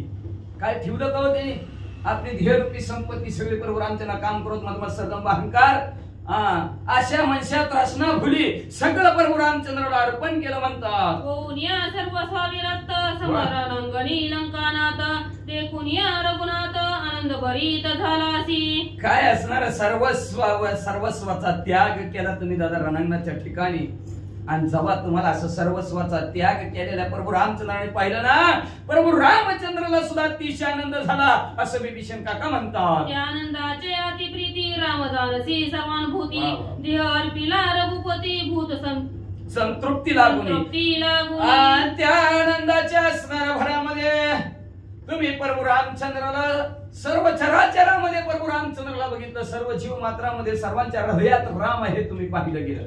गायीत राम, वाघात राम, सिंहात वाघ, गिधडात वाघ असणाऱ्या घाडीत राम, सगळीकडे तुम्ही असणारा राम राम राम सर्व जीव मात्रामध्ये बघितला राजा रावण तुम्ही. आणि शेवटी तो ज्याचा त्याच्यापासून ध्येय आला मम अंश जीवलोके. गीतेमध्ये भगवंत सांगतात सर्व असणारे जीव माझेच अंश आहेत आणि अंशाला अंश जाऊन मिळाला आणि अंशाला अंश जर जाऊन नाही मिळाला तर कुत्रा हळ खात नाही. राजा रावणासारखी परिस्थिती होती आणि राजा रावणाला शेवटी कळलं आपण ते भगवंताचा अंश आहे आणि भगवंताला जाऊन मिळलं पाहिजे. म्हणून असणारा आपला ध्येय राजा प्रभू रामचंद्राला राजा रावणाने अर्पण केला. अर्पण केलं तर केलाच, पण आता आपलं ध्येय जर संपला तर काय करते ती? जाळून टाकते ती, कुणाचा पुरून टाकते ती, कुणाचा पाण्यात सोडून देते ती, सोडून देते तिकडं प्रथा आहे त्याच्या भागात ती पाण्यात सोडून देते ती. पण पाण्यातली जीव मात्र तृप्त होतात ना, खात्यात ती जाऊ दे म्हणते ते तर तृप्त होत्यात. तसं राजा रावणाने आपला ध्येय जाळला नाही, पुरला नाही, मिठात सुद्धा भिजवला नाही. काय केलं? रानाच्या ठिकाणी आपण रात्री ऐकलं वाटणी केली, सगळे भूत असणारे कचून जीवली, पोट भरलं त्याच्या देहावर. समोनागेन सममशकेन रावण बाणले संपूर्ण ध्येय केला रामार्पण विश्वमुखे पूर्ण तृप्तीसी. असणारा हा जो काय असणारा ध्येय प्रभू रामचंद्राचाच आहे आणि प्रभू रामचंद्रापासूनच आलेला देवी दिला ध्येय भजना गोमटा देवानेच दिलेला ध्येय आणि शेवटी होते ध्येय देवालाच अर्पण करायचा असं प्रभू राम असणाऱ्या राजा रावणाने ठरवलं. म्हणून ध्येय प्रभू रामचंद्राला अर्पण केला. मग कुणी खाल्ला? भूताने खाल्ला. भूतात बी रामच होते, सगळीकडे रामच दिसत होते. हा देह खाल्ला तरी रामानेच खाल्ला, देहाचं सार्थक केलं तरी रामानेच केलं असं भाव आणि राजा रावणाचा झाला. म्हणून विश्वाच्या मुखात राजा रावण राहिला आहे का नाही? विश्वाच्या मुख बघा कुणी म्हणतंय रावण रावण, रावणामुळे राम, रामामुळे रावण असं सर्वत्र म्हणू लागले. करोनिया देवाचे हरिद्रव्य विश्वमुखी दशग्रीव अर्पिताची रघुराघव तृप्ती स्वयं झाला असण्याचं ह्या देहाचं राजा रावणाने काय केलं? हरिद्रव्य केलं. हरिद्रव्य म्हणजे काय असतं? यज्ञामध्ये आहुती टाकण्याची काय द्रव्य असतं का? तांदूळ, तूप, त्याला हरिद्रव्य म्हणतात. लाकडं असणारे आणि ती संविधा. मग तसं असणारं राजा रावणाने आपला ध्येय हा प्रभू रामचंद्र रूपी यज्ञ, प्रभू रामचंद्र रूपी असणारे यज्ञ, ते यज्ञात देहाची आहुती राजा रावणाने टाकली गेली, देह अर्पण केला आणि त्याच्यामुळे सगळ्या जीव मात्राची नव्हे प्रभू रामचंद्राची तृप्ती झाली असं विभीषण काका म्हणू लागले. म्हणून या रावण घारी गीत मुखी जाण आपण विदार रवी आपण श्री रघुनंदन सुखार्थ म्हणून राजा रावणाच्या रणांगणाच्या ठिकाणी पडलाय म्हणले आणि घारी गिदडांना बिंदास्त खावा म्हणतो का? तर घारीमध्ये बी राम आहे, गिदडामध्ये बी राम आहे म्हणले आणि त्या रामाने ते तृप्त झाल्याबरोबर रामाला आनंद वाटल. प्रभू रामचंद्राला सुखी करण्यासाठी आपला देह आज इतर राजा रावणाने पाडला असं विभीषण काका मनात म्हणतात. कुळ उदारिले सकळीक तेने विभीषण हरिक हर्षयुक्त करिता शोक बोलो आप अनेक आदरिले. सर्व असणाऱ्या कुळाचा उद्धार राजा रावणाने केला. आनंद वाटला विभीषण काकाला आणि आनंदाच्या भरामध्ये अजून काय बोलू लागले ऐका. पुष्पवाटिकेचे उद्यान क्षणे विध्वंसनी पवन ते क्षण मात्रे रामे जाण सैन्य रावण निवटिला. जसं फुलाला असणारी भरलेली वासणारी बगीचा असावी, सोसाट्याचा वारा यावा, वारा आल्यावर झाडे जसं वळलावीत पडावीत तसं राजा रावण आणि राजा रावणाचं सैन्य प्रभू रामचंद्र रूपी वाऱ्याने संपून टाकलं. मत मातंग जैसा कोणाही नागवे सहसा रावण मत महाग तैसा रागवेशा महान मदन मस्त झालेला हत्ती जसं कुणाला उरत नाही म्हणजे असणार तसं क्षणात प्रभू रामचंद्राने मदन मस्त झालेला हत्ती रूपी राजा रावण आवरण संपून टाकला. मत वडवा नळू कोणी न शके आकळू त्याशी वर्षोनी घन सबळू अग्नि कल्लोळ करी शांत. महान मत वडवा नळ लागलेला भडभड लागलेला अग्नी त्याला कुणी विझवू शकत नाही. पण असणारे प्रभू रामचंद्र रूपी पाऊस पडला आणि राजा रावण रूपी अग्नी संपला. देवी श्रीराम मेघे करुणी रावणाग्री विजविला पूर्ण अष्टांगाचे गोडसे जाण शोभरी संपूर्ण तसं प्रभू रामचंद्र रूपी पाऊस धोधो पडला आणि राजा रावण रूपी आग विजली गेली आणि राजा रावणाच्या अष्टांगाच्या आटीच्या आटी अंगाचा साष्टांग दंडवत नसतो, अष्टांग असतो, त्याला अष्टांग दंडवत म्हणतात. तर 8 अंग जमिनीवर टेकायचे असतात आणि तशा प्रकारचा अष्टांग आहे राजा रावणाचा. त्या अष्टांगाचं कोळसर रणांगणाच्या ठिकाणी झालं असं विभीषण काका म्हणू लागले. ते सेनाना परी बहुत बंधू पुढे घेऊन तेथ विभीषण विलाप करीत हृदय पीडित आणि अशा प्रकारचं नाना प्रकारचं आपल्या विभीषण काकानी राजा रावण दादाला मांडीवर झोपून म्हणजे मोठे मोठे रडतात. रडता रडता माझा दादा असाच होता, दादा माझा तसाच होता. मोठे रडत रडत पुढे काय म्हणतात, कोणी रघुनंदन संभोगी तसे आपण शास्त्री रीती लौकिक वचन शांती वन अति प्रीती. श्री गणेशाय नमः, श्री सरस्वते नमः, प्रभु रामचंद्राय नमः. हे जे कोणी रघुनंदन संभोगी तसे आपण शास्त्र रीती लौकिक वचन शांतवन अति प्रीती. रडायला लागले विभीषण काका. दादा संपला, काय करू, चांगला होता, असा होता, तसा होता, रडत होतं मोठे मोठ्याने. आपण ऐकलं त्यांचं काय गुणनुवाद केलेलं. मग आपण जसं लय रडायला जाऊन द्या लेकरा बाळाकडे तरी बघा, कशाला रडताव, रडू नका, झालं गेलं, आज ना उद्या जायचंच आहे. सगळे असं जर असं म्हणते ते तसं प्रभू रामचंद्र विभीषण काका म्हणू लागले. पण बोलता बोलता प्रभू रामचंद्रांनी शास्त्रावर बोट ठेवलं आणि शास्त्रावर बोट ठेवून आवडीने विभीषण काकाचं सांत्वन. आपण कसं सांत्वन करतो, आपण कसं सांत्वन करतो आता मी जसं सांगितलं तसं बरं का. पण प्रभू रामचंद्र शास्त्राच्या दृष्टीने सांत्वन कसं करायचं असतं ऐका आता.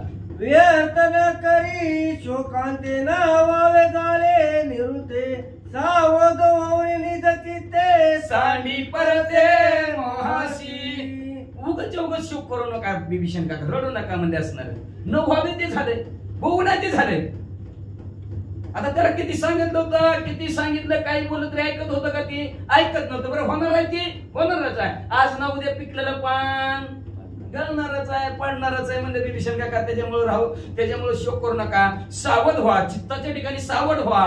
आणि जो काय तुमच्या अंतःकरणाच्या ठिकाणी त्याच्याविषयी जो काय मोह निर्माण झालेला आहे, आपल्यात मोह निर्माण होतो, रडतो आपण कशासाठी? स्वार्थ बंद झालेला असतं ना त्याच्यापासून. लय आनंद येत होता, आता बंद झालं, आता आपल्यालाच काम करावं लागणार. त्याच्यामुळे रडा माटेने बोंबला. मग तसं असणारा विभीषण काका म्हणतात, प्रभू रामचंद्र म्हणतात, मोह माया बाजूला सर आणि पुढं घटा माझी भरले जळ त्यात बिंबले चंद्रमंडळ काळे वेचल्या घट जळ बिंब तत्काळ हरपले. ऐका विभीषण काका, लय दुपारचं 12चं ऊन पडलंय म्हणून डेरा काय आतमध्ये गार पडना म्हणून दुपारी 12 वाजता बाहेर नेऊन ठेवला. आणि तेवढ्यात नेमकं चंद्राचं प्रतिबिंब सूर्याचं धरा, आता दुपारचं म्हणजे सूर्याचं धरा, सूर्याचं प्रतिबिंब त्या डेऱ्यात पडलं आणि थोडी वेळाने डेरा पाजरून डेऱ्यातलं पाणी आटलं. मग पाणी आटल्यावर त्याच्यातलं सूर्याचं प्रतिबिंब आटलं का तसंच आहे? सूर्याला काय त्याच घेणं ते नाही का? सूर्य तसाच वरी आहे. पाणी डेऱ्यातलं संपल्याबरोबर बिंब त्याच्यातलं हरपून गेलं. हरपल्यावर त्या बिंबालागी आपण शोक करिता दारुण वा ते श्रमची उरे झालं बिंब पूर्ण रहे आता. मग असणार ते सूर्याचं जे का प्रतिबिंब डेऱ्यात पडलं होतं, पाणी आटलं, आता बिंब दिसतंय का? दिसत नाही म्हणून लागला हुडकाय डेरा खळबळ हात घालून लागलं का हाताला? लय मोठ्याने रडायला लागला. माझं बिंब कुठे गेलं, कसं दिसना? येणार आहे पुन्हा? येणारच नाही. मग अख्खा आपलं त्या दिवशी कष्ट केलेलं व्हायच का नाही? मग हात घातला, इकडून हात घातला, तिकडून हात घातला, डेरात बांधा उचलला, खाली आपटीला, काय केलं रडलं, मोठे बोंबलं. उगा नुसतं ह्याला कष्ट आहे का नाही म्हणजे, नुसतं श्रमच आहे म्हणजे. बिंब काय हाताला येते का? येतच नाही. तसं घटा माझी बिंब असते शोक करिता ते भेट तेव्हा उदाहरण देवी दरल्या प्रेम ते रावण ते भेटे ना.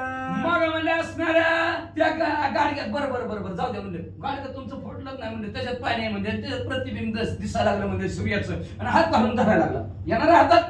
येणार नाही. आणि तसं तुम्ही प्रेताला धरलं, सोडा मला, येऊ दे, सोडलं, उठवणार आहोत तुम्ही. हातात येणार, हाताला येणार आहे तुमच्या, ती भेटणार आहे तुम्हाला जेवढं धरलं तरी.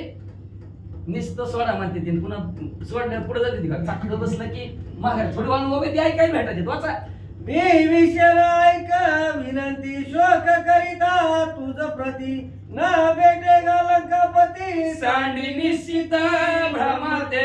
म्हणून प्रभू रामचंद्र विभीषण काकाला म्हणू लागले, माझी विनंती आहे तुम्हाला ऐका.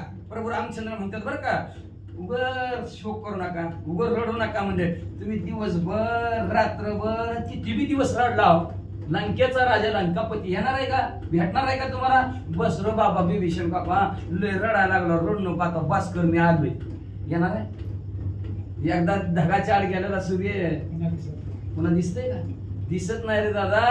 रडू नको. प्रभू रामचंद्र सांगू लागला, बाबा ही जी काय भ्रम आहे तुझा, तो भ्रम बाजूला काढ. तू एक संपन्न राजा इतरा उपदेश व्हावा तुझा, तो तू ते मोह समजानी काय कारण आहे विभीषण काका तुमचं दुःखामध्ये बुडायचं का? तर तुम्ही राजे आहोत, सगळ्यांना उपदेश तुम्हाला, तुम्ही सगळ्यांना धीर द्यायला पाहिजे. गेला त्याचं आयुष्य संपलं, एवढ्याच दिवसाचा होता.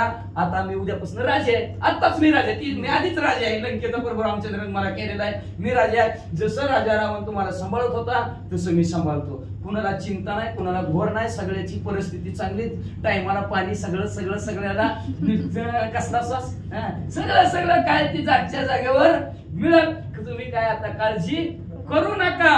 असं विभीषण काका तुम्ही लोकांना म्हणायचं सोडून तुम्हीच रडायला लागल्यावर कसं व्हायचं? याची होय अवगती अवश्य त्याची करावी क्षती. भूतने आधी जेली मती ते वद होती सुरनरा.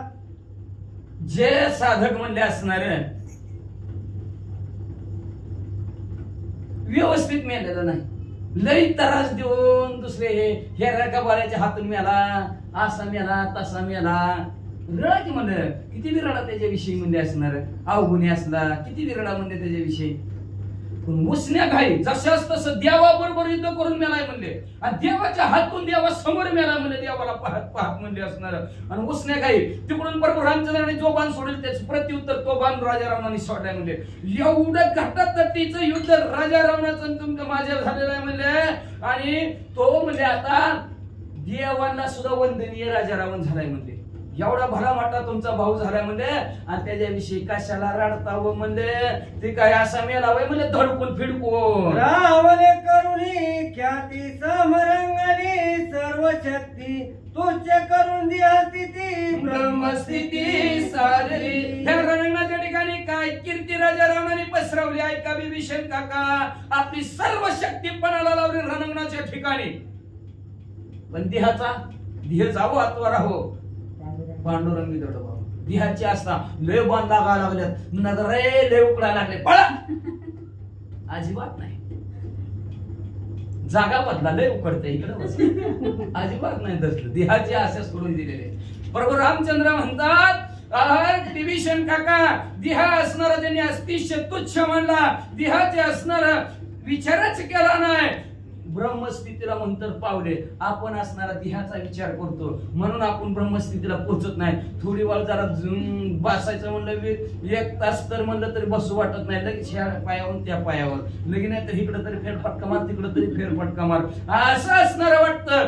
पण प्रभू रामचंद्र त्या राजा रावणाने तसं काय नाही, स्वतः देव झाला आणि मग संपला असं असणार. प्रभू रामचंद्र म्हणतात, अयोगी काम क्रोध जाणून साधी परमानंद देवी रावण निज पता करून युद्ध महान योगी असतात ते काम क्रोध मद मत्सर दंभ अहंकाराला जिंकतात आणि परमानंद प्राप्त करून घेतात. म्हणजे तसं राजा रावणाने मध्ये असणारे काम क्रोध मद मत्सर दंभ संपूर्ण टाकलं आणि शुद्ध रणांगणाच्या ठिकाणी माझ्या बरोबर युद्ध करून जे साध्य साधायचं होतं ते साध्य साधलं राजा रावणाने. म्हणलं रडू नका, जितकं जास्त तुम्ही रडचाल तितकं दुःख त्यांना होत असतं असं गरुड पुराण सांगतं. वाणीचा होता दशमुख तो झाला विश्वमुख त्याचा करुण यशोक निज विवेक विचारी. निज विवेक जरा चांगला व्यवस्थित विचार करा तुम्ही. म्हणजे असणार चित्ताच्या ठिकाणी विचार करा. आधी वाणीचा होता, निष्ठा मुखात नव्हता. राजा रावण राजा रावण राजा रावण राजा रावण, सगळे राजा रावण म्हणजे घाबरायची, सगळ्याच्या तोंडात एकच राजा रावण. असावं राज्य तर राजा रावणासारखं असावं, भक्ती असावी तर राजा रावणासारखी असावी, ताकद असावी तर राजा रावणासारखी असावी, ज्ञान असावं तर राजा रावणासारखं असावं. आणि ज्याला वाटतं लय संपत्ती मिळवायची तर त्याला वाटतं राजा रावणासारखी आपल्याला संपत्ती मिळवावी. ज्याला वाटतं संतती लय पाहिजे तर त्याला मी वाटावं राजा रावणासारखी संतती असावं. ज्याला वाटतं बायका असाव्या तर राजा रावणासारखी 80,000 असावे.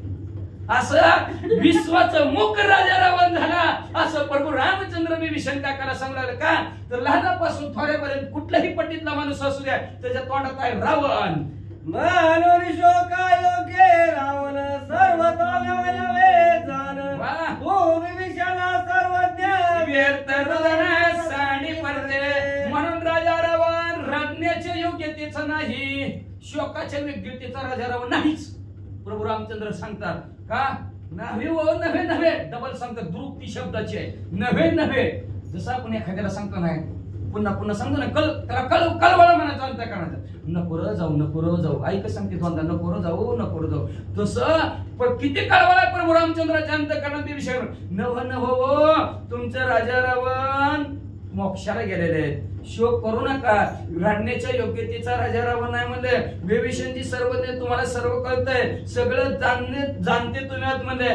का उभं चौक रडायला लागला प्रभू रामचंद्र बोलू लागले गेली आता शोक करीता लागोबा हे मूर्खता ते सांडून या सर्वता बंधू स्वधर्मता साधावी असं गेल्याच्या माग कुणी जात बी नाही. किती रडचान कसा तर गेल्याच्या माग राजा रावणाच्या बायका गेले तर बघा पुढे ऐका.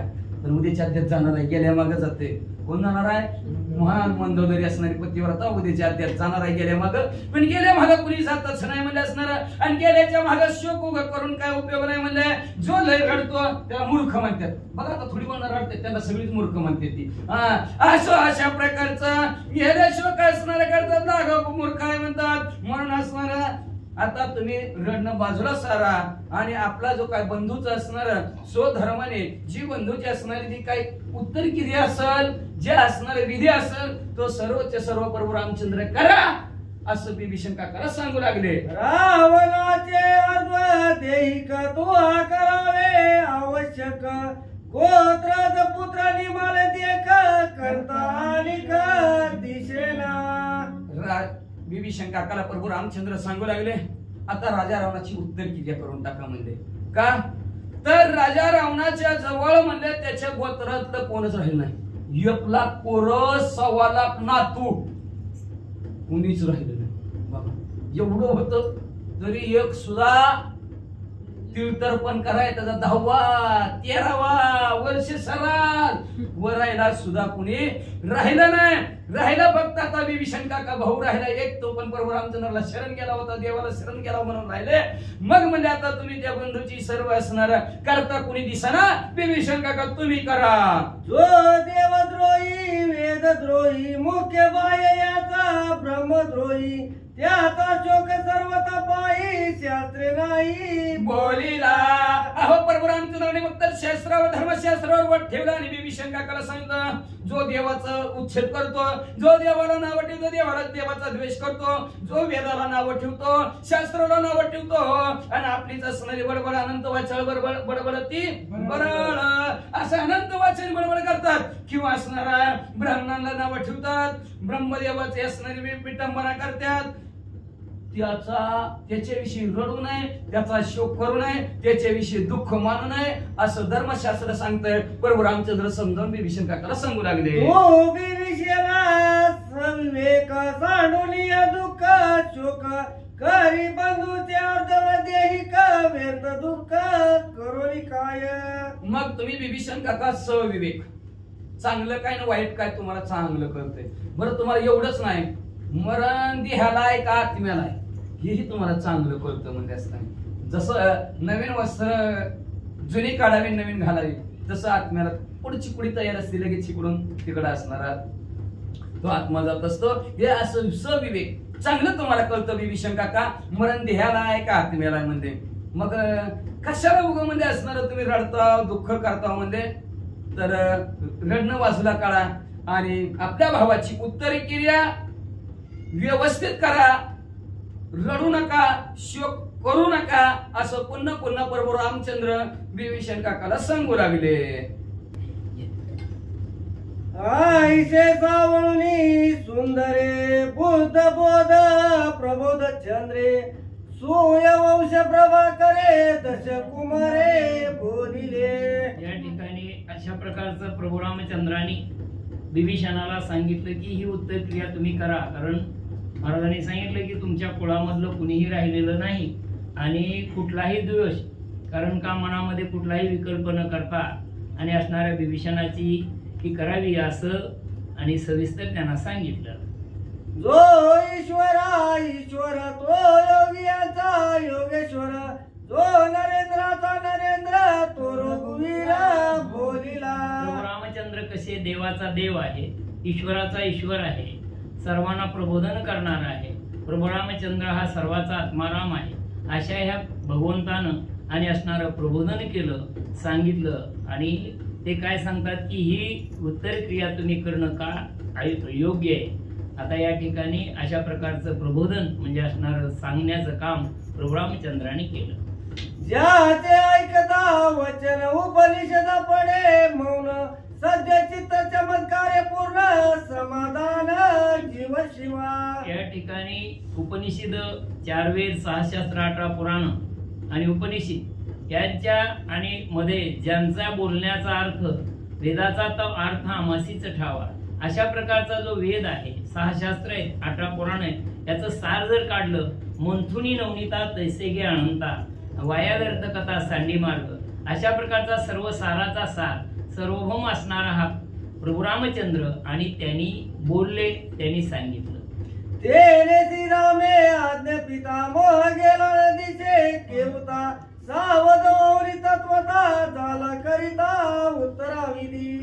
या ठिकाणी त्यांनी प्रबोधन केल्यानंतर जे काही मनामध्ये संशयासारखं दुसरी कुठलीही गोष्ट नाही, ते मनामधलं संशय गेला पाहिजे, लाज गेली पाहिजे, भय गेलं पाहिजे, शंका गेली पाहिजे आणि असणारा अभिमानही गेला पाहिजे आणि मग आणि सत्स्वरूपावर खऱ्या ह्याच्यावरती माणूस येत असतो. असं झाल्यानंतर आणि असणारी ती उत्तर क्रिया करावी असं प्रभू रामचंद्रानं सांगितल्यानंतर मनामधलं सगळं संशय नष्ट झाले. असा तो करता करिता भगवंत आहे, कारण का ज्यांच्याकडे सर्व शक्ती आहेत अशा त्या कर्तुम मान्यता कर्तुम शक्तीचा दाता असणारा प्रभू रामचंद्र बोलले आणि त्यांनी ते सांगितल्यामुळं आणि त्यांचा संशय आणि असणारा विभीषणाचा नष्ट झाला आणि त्यांनी उत्तर क्रिया करण्याचं कार्य केलं. सत्वातील अति सात्विक विभीषण परम धार्मिक, श्रीराम वचन देक मोहन शेक मांडिला. या ठिकाणी सत्वाचा, कारण रज सत्व आणि तम आहे ज्याचे अंगी, याचे गुणी जगी वाया गेला. आपण त्रिगुणामध्ये आहोत. कधी आपण मंदिराकडे जेव्हा पाऊल ओढतो त्यावेळेला आपण सात्विक मध्ये असतो, ज्यावेळेला आपल्या मनात आपणच असतो, परंतु त्या ठिकाणी तमोगुण असतो अधिष्ठान, त्यावेळेला आपण वाईट असं प्रकारचं तोंडानं बोलतो आणि रजोगुणामध्ये आपण ऐश्वर्याचा आणि आपल्या ज्ञानाचा अभिमानाचा गर्व करतो. तशा प्रकारे हा तसा नाही आहे. विभीषण जरी असलेल्या कुळ जरी त्यांचं असणारा असुर कुळामध्ये जन्म झाला असला तरी विभीषण अतिशय सात्विक आहे, सज्जन आहे. आपल्याला थोडा त्रास झाला तर आपण परमार्थातून बाजूला जातो, पण ज्या ठिकाणी पूर्ण असुरांचं राज्य आहे अशा ठिकाणी इतक्यामध्ये राहणं, जशी जीभ दाताच्या मध्ये जीभ जशी राहते त्याप्रमाणे असणाऱ्या त्या लंकेच्या ठिकाणी हा सात्विक सज्जन असणारे विभीषण होते. म्हणून विभीषणाला सात्विकतेचा पुतळा आणि अशा प्रकारचं म्हटलंय. म्हणून प्रभू रामचंद्राच्या विषयी त्यांच्या अंतःकरणाच्या ठिकाणी प्रेम होतं. जेवी उगवता दीनमणी सचंद्र तारा हरपती रजनी, देवी श्रीराम वचने करुणी मोह तक्षरी पळाला. या ठिकाणी मोह कसा गेला विभीषणाच्या ठिकाणचा, तर जसं सकाळी सूर्योदय झाल्याबरोबर असंख्य चमकणाऱ्या तारा आणि चंद्र यांचा प्रकाश जसा नष्ट होतो त्याप्रमाणे विभीषणाच्या ठिकाणी असणारा मोह आणि प्रभू रामचंद्राच्या आणि उपदेशानं, प्रभू रामचंद्राच्या बोलण्यानं आणि नष्ट झाला असं सांगतात. सावध ओरी मानसी आलो तरुणी श्रीराम वचनासी, आनंदमय रणभूमीची प्रेतधनाची होय करिता. त्या ठिकाणी काय झालं, या प्रभू रामचंद्राच्या बोलण्यामुळं आणि असणारं सावध झाला आणि असणाऱ्या चित्ताच्या ठिकाणी जे काही संशय होता तो नष्ट झाला आणि त्या ज्या ठिकाणी असणाऱ्या रावणाच्या आणि असणाऱ्या प्रेताला अग्नी देण्याचं ठिकाण त्या ठिकाणी प्राप्त झाले. स्वर्गदी क्रियेची संस्था विभीषण झाला करिता तवांतपुरी कळिता वार्ता आल्या वनिता रावणाच्या. या ठिकाणी ज्या वेळेला विभीषण आणि अंतविधी करण्यासाठी आले असं कळल्यानंतर अंकपुराच्या ठिकाणी रावणाच्या जेवढ्या म्हणून असणाऱ्या स्त्रिया होत्या, पत्न्या होत्या, त्या आणि असणाऱ्या त्या ठिकाणी त्यांना माहीत झालं आणि त्या आल्या. एकी आरडती ओरडती एके वक्षस्थळे पिटिती एकी गडबडा लोळती एकी करीती महाशब्द. या ठिकाणी असणार प्रत्येक स्त्रियाची रडण्याची पद्धत या ठिकाणी सांगितली. कोण ओरडत होतं, कोण आरडत होतं, कोण अंग टाकून देत होतं, कोण बोंबलत होतं. असं प्रत्येकाची रडण्याची जी काही त्या रावणाच्या स्त्रियांची आणि असलेली दुःखाची अवस्था आणि या ठिकाणी ग्रंथकर्त्यांनी वर्णन केले. एक केश तोडीती एकी कान वर बडती अंग भूमी दरी टाकीती मस्तक हानीती भूमीशी. आता या रावणांच्या स्त्रियांना झालेलं दुःख त्यांनी व्यक्त करू लागल्या. काही जणांनी आपली केस तोडायची, काही जणांनी आपले गाल तोडायचे, काही जणांनी आपल्या आणि असणाऱ्या जमिनीवरती अंग टाकून द्यायचं, काही जणांनी डोकं आपटायचं. म्हणजे अशा प्रकारचा दुःखाचा आवेग म्हणजे दुःख सहन न झाल्यामुळं आणि त्या दुःखाचं आणि असणारं प्रदर्शन करत होत्या, दुःख करत होत्या, आरडत होत्या, रडत होत्या. बहुसाल करिता दुःख हंबरडे हानीती देख जे गाय विदता स्वपाक अलौकिक आक्रंदे. ज्या ठिकाणी असणारं वासराला पाहून गाईचं जसं हंबरणं असतं तशा प्रकारे या सर्व रावणांच्या स्त्रिया हंबरडा फोडत होत्या, दुःख करत होत्या आणि दुःखाच्या अतिवेगानं आणि असणारे त्यांच्या शरीराचे हावभाव ग्रंथकर्ते वर्णन करतात. पती स्त्रियांचे जीवन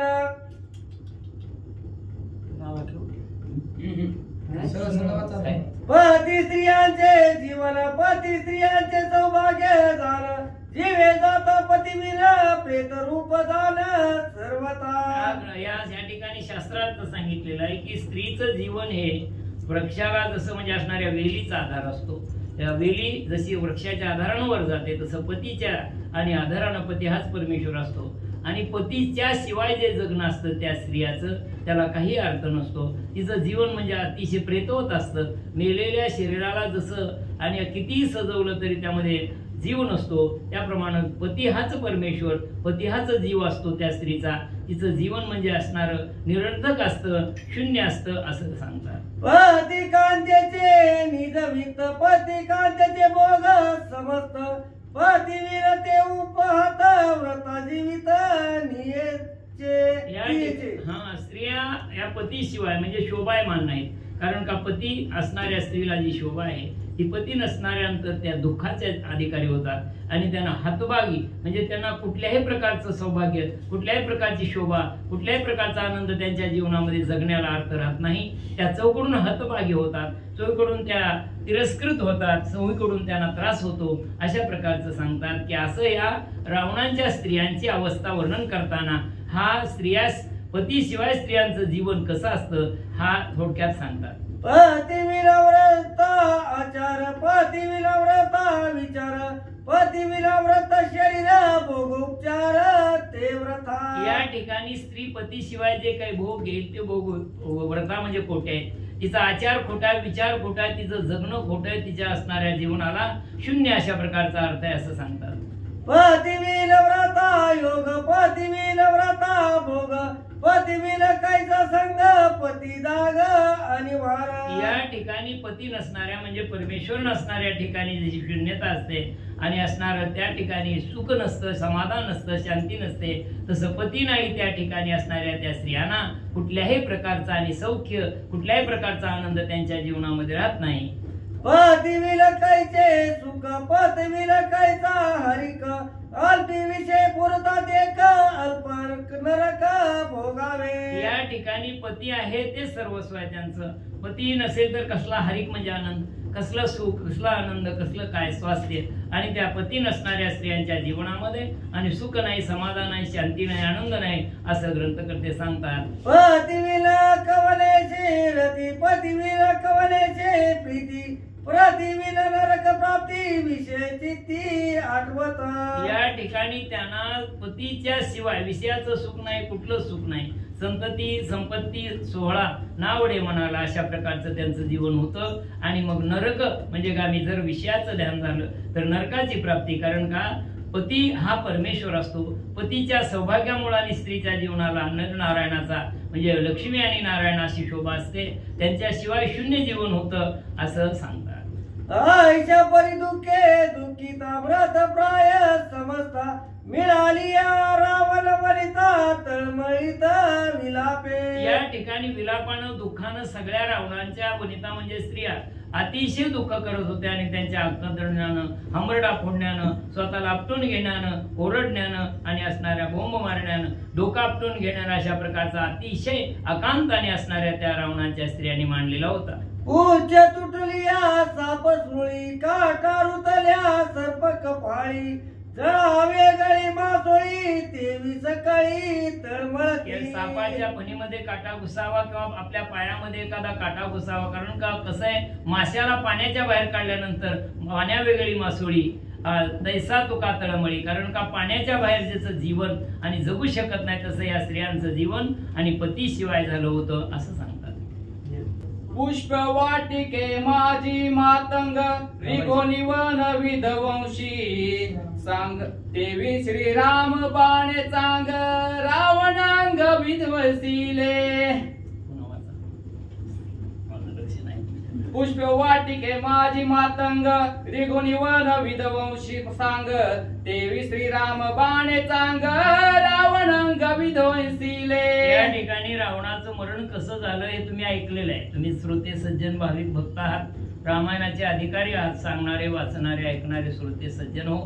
आम्ही ऐनवेळी येणाऱ्या पावसासारखं मग ढगाळतात दररोजच घडलं पाहिजे. नित्य नेमानं आम्ही ते प्राणी दुर्लभ लक्ष्मी वल्लभ होता या जवळी. भगवंताच्या प्राप्तीसाठी सातत्य महत्वाचं अखंड महत्वाचं आहे.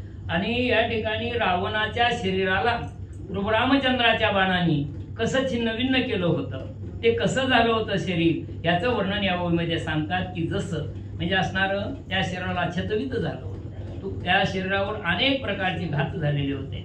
त्या तुकडे तुकडे झाल्यासारखं त्या शरीराला असंख्य बाणांनी आणि प्रहार केलेले होते. जसं म्हणजे असणारं पळसाचं झाड, पळसाच्या झाडाला फुलं आल्यानंतर ते जसं दिसतं त्याप्रमाणे या रावणाचं शरीर दिसत होतं. रणिधुळी माझी लंकापती पडिता देखुनी निश्चिती रावणांगना आक्रंदती शोक करती महादुःखे. या ठिकाणी रावणाचं शरीर पाहिलं आणि त्या शरीरावर झालेले असंख्य अशा प्रकारचे व्रण असंख्य घाव पाहिल्यानंतर या रावणांच्या स्त्रिया ज्या होत्या त्या अतिशय दुःखानं दुःखी झाल्या आणि दुःख आणि त्या व्यक्त करू लागल्या असं सांगतात. जे चुंबिती नित्य वदन त्या ते देखोनी प्रेत वर्ण निडळे निडळ मिळून करीती चुंबन मुखाचे. या ठिकाणी असणाऱ्या त्या स्त्रिया ज्या ओटाचं आणि असणारं प्रेमानं चुंबन घेणाऱ्या ज्या स्त्रिया होत्या त्या असणाऱ्या त्या कपाळाकडे पाहून त्या ओटाकडे पाहून ज्याच्यामध्ये जीवत्व नाही ज्याच्यामध्ये जीवदशा नाही अशा त्या रावणाच्या प्रेताला प्रेत न समजता अति प्रेमानं भाऊक होऊन अति दुःखानं दुःखित होऊन आणि असणाऱ्या त्या काय करत होत्या चुंबन घेत होत्या कवटाळत होत्या त्यांचं आणि आपला पती आणि असणारं त्याचं मरण झालंय ह्या दुःखात त्यांना अनावर होत होतं आणि त्या दुःखामध्ये त्या काय करत होत्या तर स्वतःला भान हरपून ते देहावरती नव्हत्या. त्यांची अवस्था अशी झाली होती आपण काय करतोय याचं भानही त्यांना राहिलं नव्हतं असं सांगतात. एकी देती आलिंगन एकी कर उचलती जाण हृदय धरती आलिंगून करती मदन एक देती आलिंगन. तर या ठिकाणी काय करू लागल्या की आपला पती जिवंत आहे असं समजून आणि असणार जिवंतपणी नाही अन्न मेल्यावर पिंडदान असं काही ठिकाणी होतं. पती आहे तोपर्यंत त्याला निर्भय जायचं त्याला बोलायचं टाकून आणि असणार पती गेल्यानंतर दुःख करायचं त्याचा काही उपयोग नाही. जोवरी हे सिद्ध आहे जोपर्यंत आपला पती आहे तोपर्यंत त्याला परमेश्वर मानावं त्याची पूजा करावी. जरी कितीही नष्ट दुष्ट जरी असला पती तरी तो परमेश्वरच आहे. पण आताच्या काळामध्ये कायद्यानं तसं नाही. कायदा आडवा आहे काय बरोबरी आता तसं होऊ शकत नाही. परंतु काय आहे की धर्माला शास्त्राला आणि सांगावंच लागतं. कारण धर्म वेगळा शास्त्र वेगळा नीती वेगळी आणि कायदा वेगळा. कायद्यामध्ये काय सांगितलेलं आहे स्त्री पुरुष समानता कायदा आला किती जरी आला तरी पुरुष पुरुषच आहे स्त्री स्त्रीच आहे. याचा अर्थ मी पुरुष आहे म्हणून मी स्त्रियाला कमी देखत नाही. परंतु या ठिकाणी रावणांच्या स्त्रिया दुःख का करत होत्या की त्यांना या ठिकाणी असं वाटत होतं की आपला पती जिवंतच आहे, जिवंत समजून त्या प्रेमाचा आलाप करत होत्या, प्रेमाचं वर्णन करत होत्या, आलिंगन देत होत्या, चुंबन घेत होत्या, आपल्या पतीचे हात घेऊन की पती जिवंत आहे असं समजून हावभाव करत होत्या. एकी शेजारी निजती उशी बाहू घालती, मागोते लंकापती शयन स्थिती केवी भेटे. त्यांनी काय झालं होतं की हातावरच्या असणारी त्याच्या हाताची उशी करून त्याच्या जवळ झोपण्याचा प्रयत्न करत होत्या.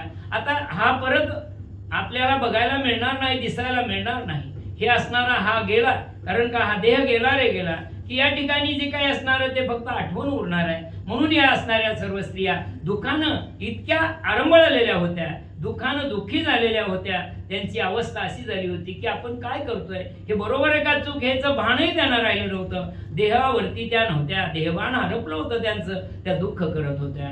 चरण चुराव यथावती एक, पाद संहान करती एक, युद्ध करिता दशमुख रण रंगी देखी कष्टला.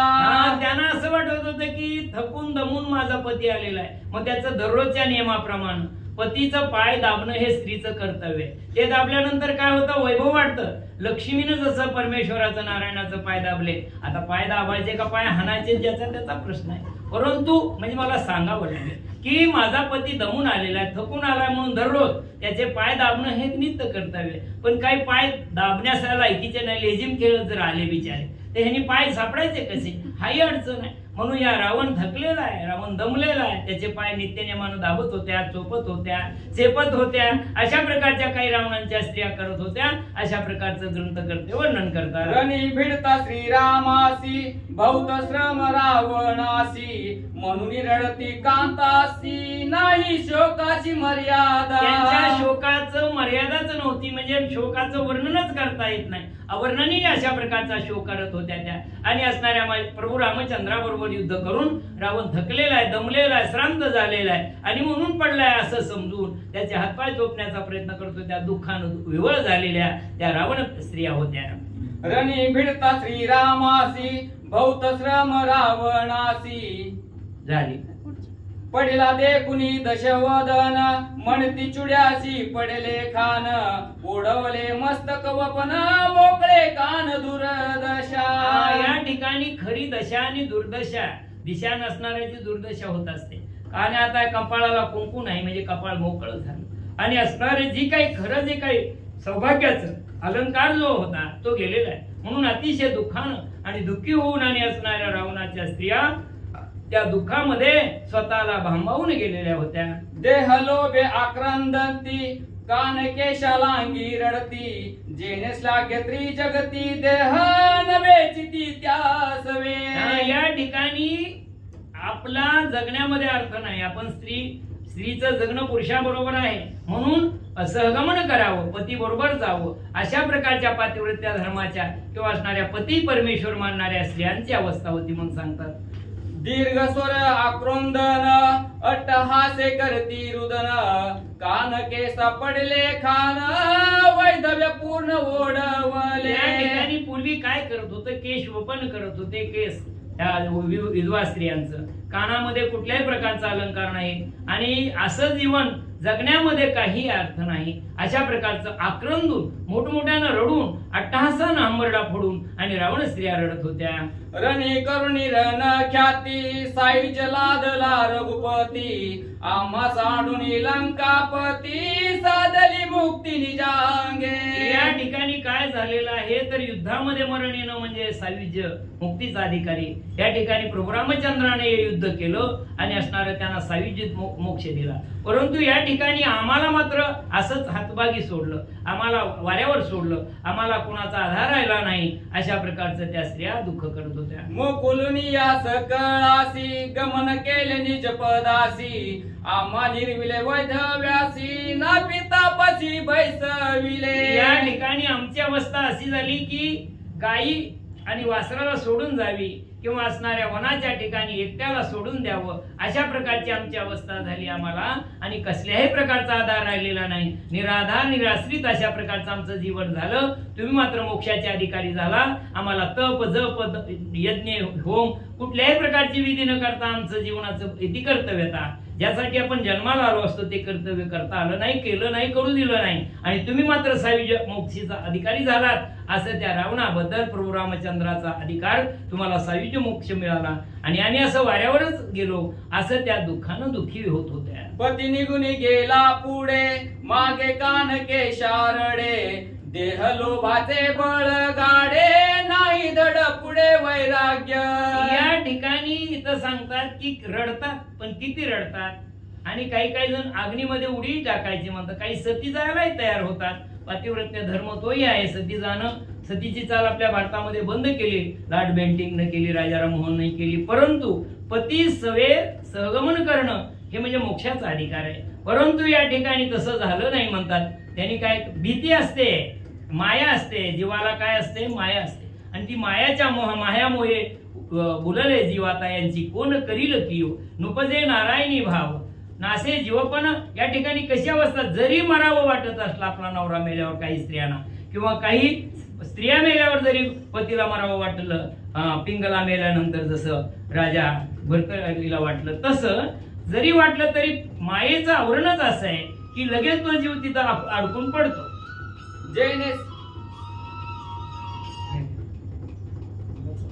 जेने सकळ भोग भोगिती, त्याशी देह ते तारडती, देह लोभाची ऐसी जाती, रणव होती देशभरी. या ठिकाणी कसं आहे की देहावर प्रीती आहे. कसं का माकडीला जर पाण्यामध्ये ठेवलं, तिचं पिलू तिच्या जवळ असलं तर ती काय करते माहिती आहे का, की काही काळ तिच्या नाकातोंडात पाणी जात नाही तोपर्यंत त्या हौदामध्ये ती त्याला वाचवण्याचाच प्रयत्न करते. परंतु तिच्याच ज्या वेळेला नाकातोंडामध्ये पाणी शिरतं त्यावेळेला ती देहलोभानं काय करते, तर पिलाला खाली घालते ना आपण उभी राहते. म्हणजे याचा अर्थ काय, देहलोभ असा आहे, या देहासाठी पडाव्या जीवलगाच्या तुटी, भगवंतासाठी हे सांगितलेलं आहे. परंतु देहावर प्रेम करणारे जेवढे जीव आहेत, मजलागी दुःख व्हावे ऐसे कोणी भावे ना जीवे. आगा मर हा बोलणं साथी, मर म्हणलेला आवडत नाही. 99 वर्षाची म्हातारी झाली, तिला जरी म्हणलं का मर तू, तर म्हातारी म्हणते का मर, तूच मर. म्हणजे म्हातारीला सुद्धा मरू वाटत नव्हतं. एका म्हातारीला मरावं वाटलं होतं, वैतागली होती सुनाच्या त्रासानं आमच्या गावाकडे. मग ती काय झालं की ती म्हणली कवा येतो रो मला न्यायला, यमाला म्हणत होती, यमाला बोलवत होती. ती स्विच ऑफ करता येतो, स्विच ऑफच करा, कसं आहे काही बी करा, बंद करून टाका. तर या ठिकाणी ती म्हणली, तसंच तिथून वरून चालले होते यमराज. ती म्हणली म्हातारी एवढ्या आवडीनं बोलवते. खाली आले, म्हणले काय म्हणते आजीबाई. आजीबाई म्हणली कोण आहे तू. म्हणले मी यम आहे, तू आठवण केली म्हणून उतरलो खाली, मी पुढे चाललो होतो. म्हणले काय होतं काम. नाही म्हणले हे सरपण आहे ना, सरपणाचं ओझं मला उचले ना म्हणून बोलवत होते. मरण्याचं गेलं का कुठं. नाही म्हणले तुम्ही मला न्या म्हणत होता म्हणून आलतो. नाही म्हणले एवढं लवकर कसं, अजून माझ्या नातू पंतू यांची लग्न बघायची डोळ्यानं, तसं कसं. म्हणजे मरावं वाटतं का, नाही मरावं वाटत. म्हणून या ठिकाणी देहलोभ कसा असतो ह्याचं उदाहरण या ओवीमध्ये सांगतात. आपण सोय अमंगळ प्रेत रूपी पै केवळ, त्या मानिती ब्राह्मण विटाळ, दोष अमंगळ करती पै. या ठिकाणी कसं आहे, ज्या शरीराला आपण आयुष्यभर सांभाळलंय, पण त्याच्यामधून आत्माराम गेला, त्याच्यामधून राम गेला, त्याच्यामधून जीवदशा गेली, त्याच्यामधलं शिवदशा गेली, ज्या ज्या धर्माप्रमाणे जातीप्रमाणे त्याच्यामध्ये काय जे तत्व असतं ते गेलं की ते काय होतं, शेव होतं. शिव गेला की शेव होतं. मग असं ते अमंगळ मानलं जातं, त्याला अपवित्र मानलं जातं. त्या कशाला, त्या असणाऱ्या त्याला कलेवर म्हणलं जातं, प्रेत म्हणलं जातं. त्याला म्हणजे पवित्र मानलं जात नाही. त्याला शिवायलं की आपण काय करतो माहितीये का, शिवल्यानंतर स्वतःला आंघोळ कसं सचेल स्नान करतो. त्या स्नानाचं सुद्धा नाव वेगळं आहे. पुन्हा आपण त्यांचं वाटं लावून आल्यावर बी आंघोळ करतो, बरोबर आहे. पुन्हा बी आपण म्हणतो आता थोडं खाल्लं पाहिजे कारण कडू तोंड पडतं जणू. म्हणजे किती नखरा आहे माणसाच्या अंगात, कडू तोंड पडतंय, कुठलं भूक लागलेली असते रडून रडून. तर अशा प्रकारची लोक, हे जगरीत वेगळी, धर्मशास्त्र वेगळं, न्यायनीती वेगळी. या ठिकाणी सांगितलं दुःख करणाऱ्या ह्या ज्या स्त्रिया होत्या आणि त्यांचं म्हणजे अपवित्र का मानलं गेलं. जोपर्यंत त्याच्यामध्ये भगवत तत्व आहे तोपर्यंत ते पवित्र आहे. ते निघून गेलं की ते काय होतं, टाकाऊ होतं, हे सांगतात. त्यांचे निहाते पाचन ते केवळ अमेद्य जाण करती जे सेवन पवित्र पण ते व्यर्थ. या ठिकाणी पावित्र्य जे काय म्हणजे असतंय की हिथं सांगितलेलं आहे की कसं वागावं, किती दिवस कुणी पाळायचं, शौच सुतक पावित्र्य कशाला म्हणतात, कुणाच्या हातचं खाऊ नये. ज्या स्त्रिया विधवा आहेत किंवा ज्यांच्या घरचं कोणतरी गेलेलं आहे अशा ठिकाणी कुणी खाऊ नये. ज्ञानी माणसानं का खाऊ नये, ब्राह्मणांनी का खाऊ, पावित्र्याचंही सांगितलेलं आहे, म्हणजे सुचितेबद्दल सांगतात. आणि या ठिकाणी कसं आहे की भगवंत भक्तांना काहीच लागत नाही, भगवत भक्ताला हे काही चालत नाही, सगळं चालतं. तुकोबारायांनी सांगितलंय की आम्हाला विटाळच नाही का, तर ते विटाळाचा देह विटाळीने मला, त्यांना विटाळ मानण्याचं काही कारण नाही. भगवत हरिप्राप्तीशी उपाय धरावे संताचे ते पाय, त्याने साधती साधने तुटती भवाची बंधने. भवनाव संसार या जीवनातलं सगळं दुःख, सगळं अशुभ आणि नष्ट करण्याची ताकद फक्त भगवंताच्या नामस्मरणामध्ये आहे, रामायण ऐकण्यामध्ये, रामायण वाचण्यामध्ये आहे. ब्राह्मण हस्तीचे झाले ते तव जनी निंद्य केले, प्रेत रूपे जे झाले पवित्र मानिले सर्वत्री. आता या ठिकाणी ब्रह्मकर्म याचं जे काही विधियुक्त जर कर्म केलं तर ब्राह्मणाकडून ते पवित्र होतं. आता काही लोक ब्राह्मणाला निंदा करतात, आज जरी झाला भ्रष्ट तरी तो वर्णाहून श्रेष्ठ. ब्राह्मणाकडून आपण कर्म केले पाहिजे, त्याला पावित्र्य, त्या मोक्षाला मिळवण्यासाठी, त्या आत्म्याचा पिंड दान करण्यासाठी, त्या पिंडाला म्हणजे त्याला सद्गती प्राप्त करण्यासाठी, त्या वैतरणी नदीमधून वर जाण्यासाठी. म्हणजे ते गरुड पुराण ऐकल्यानंतर त्या ठिकाणी जीवाची अवस्था कशी कशी होते ते सांगितलेलं आहे. तसं पावित्र्य ब्राह्मणाच्या कडून केल्यानंतर त्या जीवाची अवस्था म्हणजे त्या देहाचं, पडलेल्या देहाचं योग्य अशा प्रकारचं कर्म केलं पाहिजे. आणि त्याच्या असणाऱ्या आत्मा मरतच नाही, त्या आत्म्याला ऊर्ध्वगती देण्यासाठी, त्याचं भलं करण्यासाठी, त्याला सद्गती प्राप्त करून देण्यासाठी राहिलेल्या माणसाची कर्म ब्राह्मणाकडून केली पाहिजे. ऐशी जनाची विपरीत गती निंदतेची कंद्य करती, सुवासिनी ती निंदितेची वंद्य करती. हा असं सुवासिनी ती उपेक्षिती शुच भूर्ती विधवाची. आता विधवेला नावं ठेवतात काही. या ठिकाणी लक्षात घ्या, देहाला पती आहे, ह्या देहाला पती आहे, पण आत्म्याला पती नाहीच. आत्माने आत्मी म्हणले असते ना, आत्मा तोच आत्मे असं नाहीच. आत्माच आहे सर्व ठिकाणी, विभुर्व्याप्त सर्वत्र सर्वेंद्रियाणाम. भगवंत सर्वत्र आहे, मग आत्मस्वरूपानं आहे. जे लोक नावं ठेवतात, अगोदर ज्या स्त्रियाला चांगलं म्हणत होते ती विधवा झाली की तिला नावं ठेवतात, असं त्या ओळीमधून सांगायचंय. वंदे तीच निंदे होते, निंदे होते तेच वंदे होतात. म्हणजे कसं आहे, ह्या लोकांची दुटप्पी चाल आहे. जगाला दोन तोंड आहेत असं तुकोबाराय म्हणतात. ऐसा हा लौकिक कदा राखविना पतित पावना देवराया. मुलं झाली तर म्हणते त्वातकाचा पोरवाडा, नाही झाली तर निपुत्रिकाचं तोंड बघू नये. पायी चाललं तर गरीब आहे, मोठ्या वाहनात बसलं तर मोठा भाव खातोय. म्हणजे असं नाव दोन्ही तोंडानं जग बोलतंय. म्हणून या लोकांचा लौकिक कदा राखता येत नाही. या ओळीमध्ये जे निंदे होते ते वंदे होतात, वंदे होते ते निंदे होतात. ह्या स्त्रियांचा पती आहे तोपर्यंत ती वंदे असते, पती नसल्यानंतर ती जगाच्या ठिकाणी तिची अवस्था अतिशय वाईट होते म्हणतात. आधीच अमंगळ वृत्ती आणि काशी द्वारिका करती, दुना अभिमान वाढला चित्ती ते वंद्य होती कैसेनी. या ठिकाणी अभिमान ज्याच्या ठिकाणी आहे वाढतो. कारण का, नवल अहंकाराची गोटी विशेषण लगे अज्ञानापाठी सज्ञानाच्या धुंबे कंठी नाना संकटी नाचले. ज्याला ज्याला म्हणून अभिमान होईल, गर्व होईल, अहंकार होईल, मीपणाचा, कर्तेपणाचा, ज्ञानाचा, भक्तीचा, कशाचाही अहंकार झाला तरी त्याचं निस्तारण करण्यासाठी देवानं नियोजन केलेलंच आहे. म्हणून या ठिकाणी अहंकार हा नसला पाहिजे आणि हे होतो असं सांगतात. त्याचं निवारण भगवंत कसं करतात. हे मी बोलिलो प्रसंगता शोभन मानवा श्रोता, धर्मशास्त्री हे कथा धर्मशास्त्र हे कथा सत्य सर्वता ऐसी आहे. या ठिकाणी विधवाच्या हातचं खाऊ नये, विधवेना नावं ठेवण्याचं काही ओव्या आल्या. या ठिकाणी मुद्दाम त्याचा म्हणजे असणारा त्या जशाच्या तशा ओव्यानं सांगतात. कारण संदर्भ द्यावा लागतो फक्त. त्या ग्रंथाने शास्त्रार्थाने एक पुन्हा सांगितलं. जरी मी बोललो असलो, या ठिकाणी जरी कुणाला हा शब्द लागला तरी मी ग्रंथ करते म्हणतात ते माझा उद्देश नव्हता. मी कशासाठी बोललो ते तुम्ही समजून घ्या. माझा असा अर्थ नव्हता की तशा लोकांना दुःख व्हावं, त्यांच्या अंतकरणाला बोचावं, हे असं काही माझं मत नव्हतं. असं ग्रंथकर्त्यांनी परिहार दिलेला आहे. कारण का, ह्या काही शब्द असे आहेत ग्रंथामध्ये वर्णन केले पण त्याला ऐकीचा माणूस सांगणारा पाहिजे, ऐकणारे त्या योग्यतेचे पाहिजे.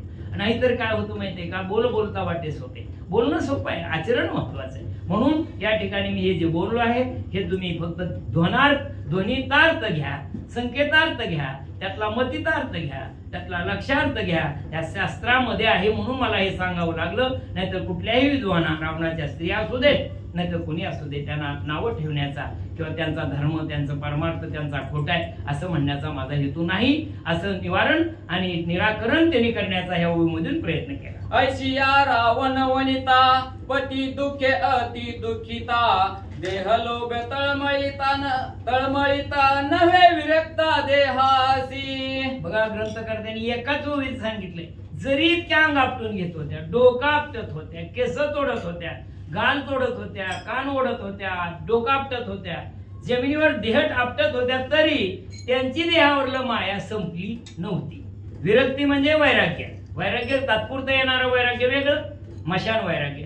विवेकानं येणारं वैराग्य ते खरं, तरी त्यांना वैराग्य प्राप्त झालं नव्हतं. ह्या रावणाच्या स्त्रिया जरी रडत होत्या तरी त्यांना लक्षात होतं की रावणाला आपण जाळून आल्यानंतर मग आपण काय करायचं, आपलं चांगलं पद्धतीनं जेवण करायचं, विश्रांती घ्यायची. म्हणजे ग्रंथकर्त्यांना हे सांगायचंय, त्यांची देहावरलं प्रेम कमी झालेलं नव्हतं, म्हणजे त्यांना विरक्तता आलेली नव्हती. तव पातली मंदोदरी आक्रंदती त्रिदीर्घ स्वरी पती धरुणी अंतरी आली सुंदरी जवळीके. या ठिकाणी सकाळी उठल्याबरोबर सीता, तारा, अहिल्या, मंदोदरी, काय द्रौपदी, सीता, तारा, मंदोदरी पंचकन्या स्त्रे नित्यम महापातक नाशन, रात्री झालेलं पाप नष्ट करायची ताकद ह्या मंदोदरी, सीता, द्रौपदी, तारा यांचं नाव घेतलं. तर इतकी अधिकारी मंदोदरी, तिनं आपल्या पतीचं पडलेलं कलेवर ते पडलेलं शरीर घेतलं आणि असणाऱ्या पातिव्रत्या धर्माप्रमाणे त्या आणि असणाऱ्या आपल्या पतीचा देह उचलून आणि असणारं काय बोलले ते ऐका. एका जनार्दन शरणा श्रोती व्हावे सावधान मंदोदरीचे सहगमन कृपा करुणी परिसावे. ग्रंथकर्ते उद्या जे आज नाहीत आले तुमचे कोण मित्र, इष्ट, आप्त, गण, गोत्र, त्यांना उद्या सांगा की मंदोदरी आणि असणारे सहगमन करणार आहे. आणि त्या मंदोदरीचं जे काही वचन आहे, मंदोदरीने केलेलं जे काही असणार बोललेले आहे ते तुम्हाला ऐकायचं असेल तर उद्या सावध चित्तानं ऐका. सावध व्हा, सावध व्हा असं का म्हणते. मग का आतापर्यंत डुकल्या घेतल्या का? आतापर्यंत आम्ही झोपलो होतो का? नाही. खुंटा पूर्वीच्या बायांना माहिती आहे. खुंटा जात्यामध्ये ते दळण्या अगोदर खुंटा ठोकायच्या आणि हलवून बघायच्या की बळकट झालाय का. तसं ऐकणाराला ग्रंथकर्त्यांनी मुद्दाम जाग करण्याचा प्रयत्न केलाय. ते म्हणतात सावध व्हा श्रोते सज्जन हो. मंदोदरीचं जे काही चरित्र आहे ते पुढच्या याच्यामध्ये आहे. श्री भागवत रामायण सुंदर कांडे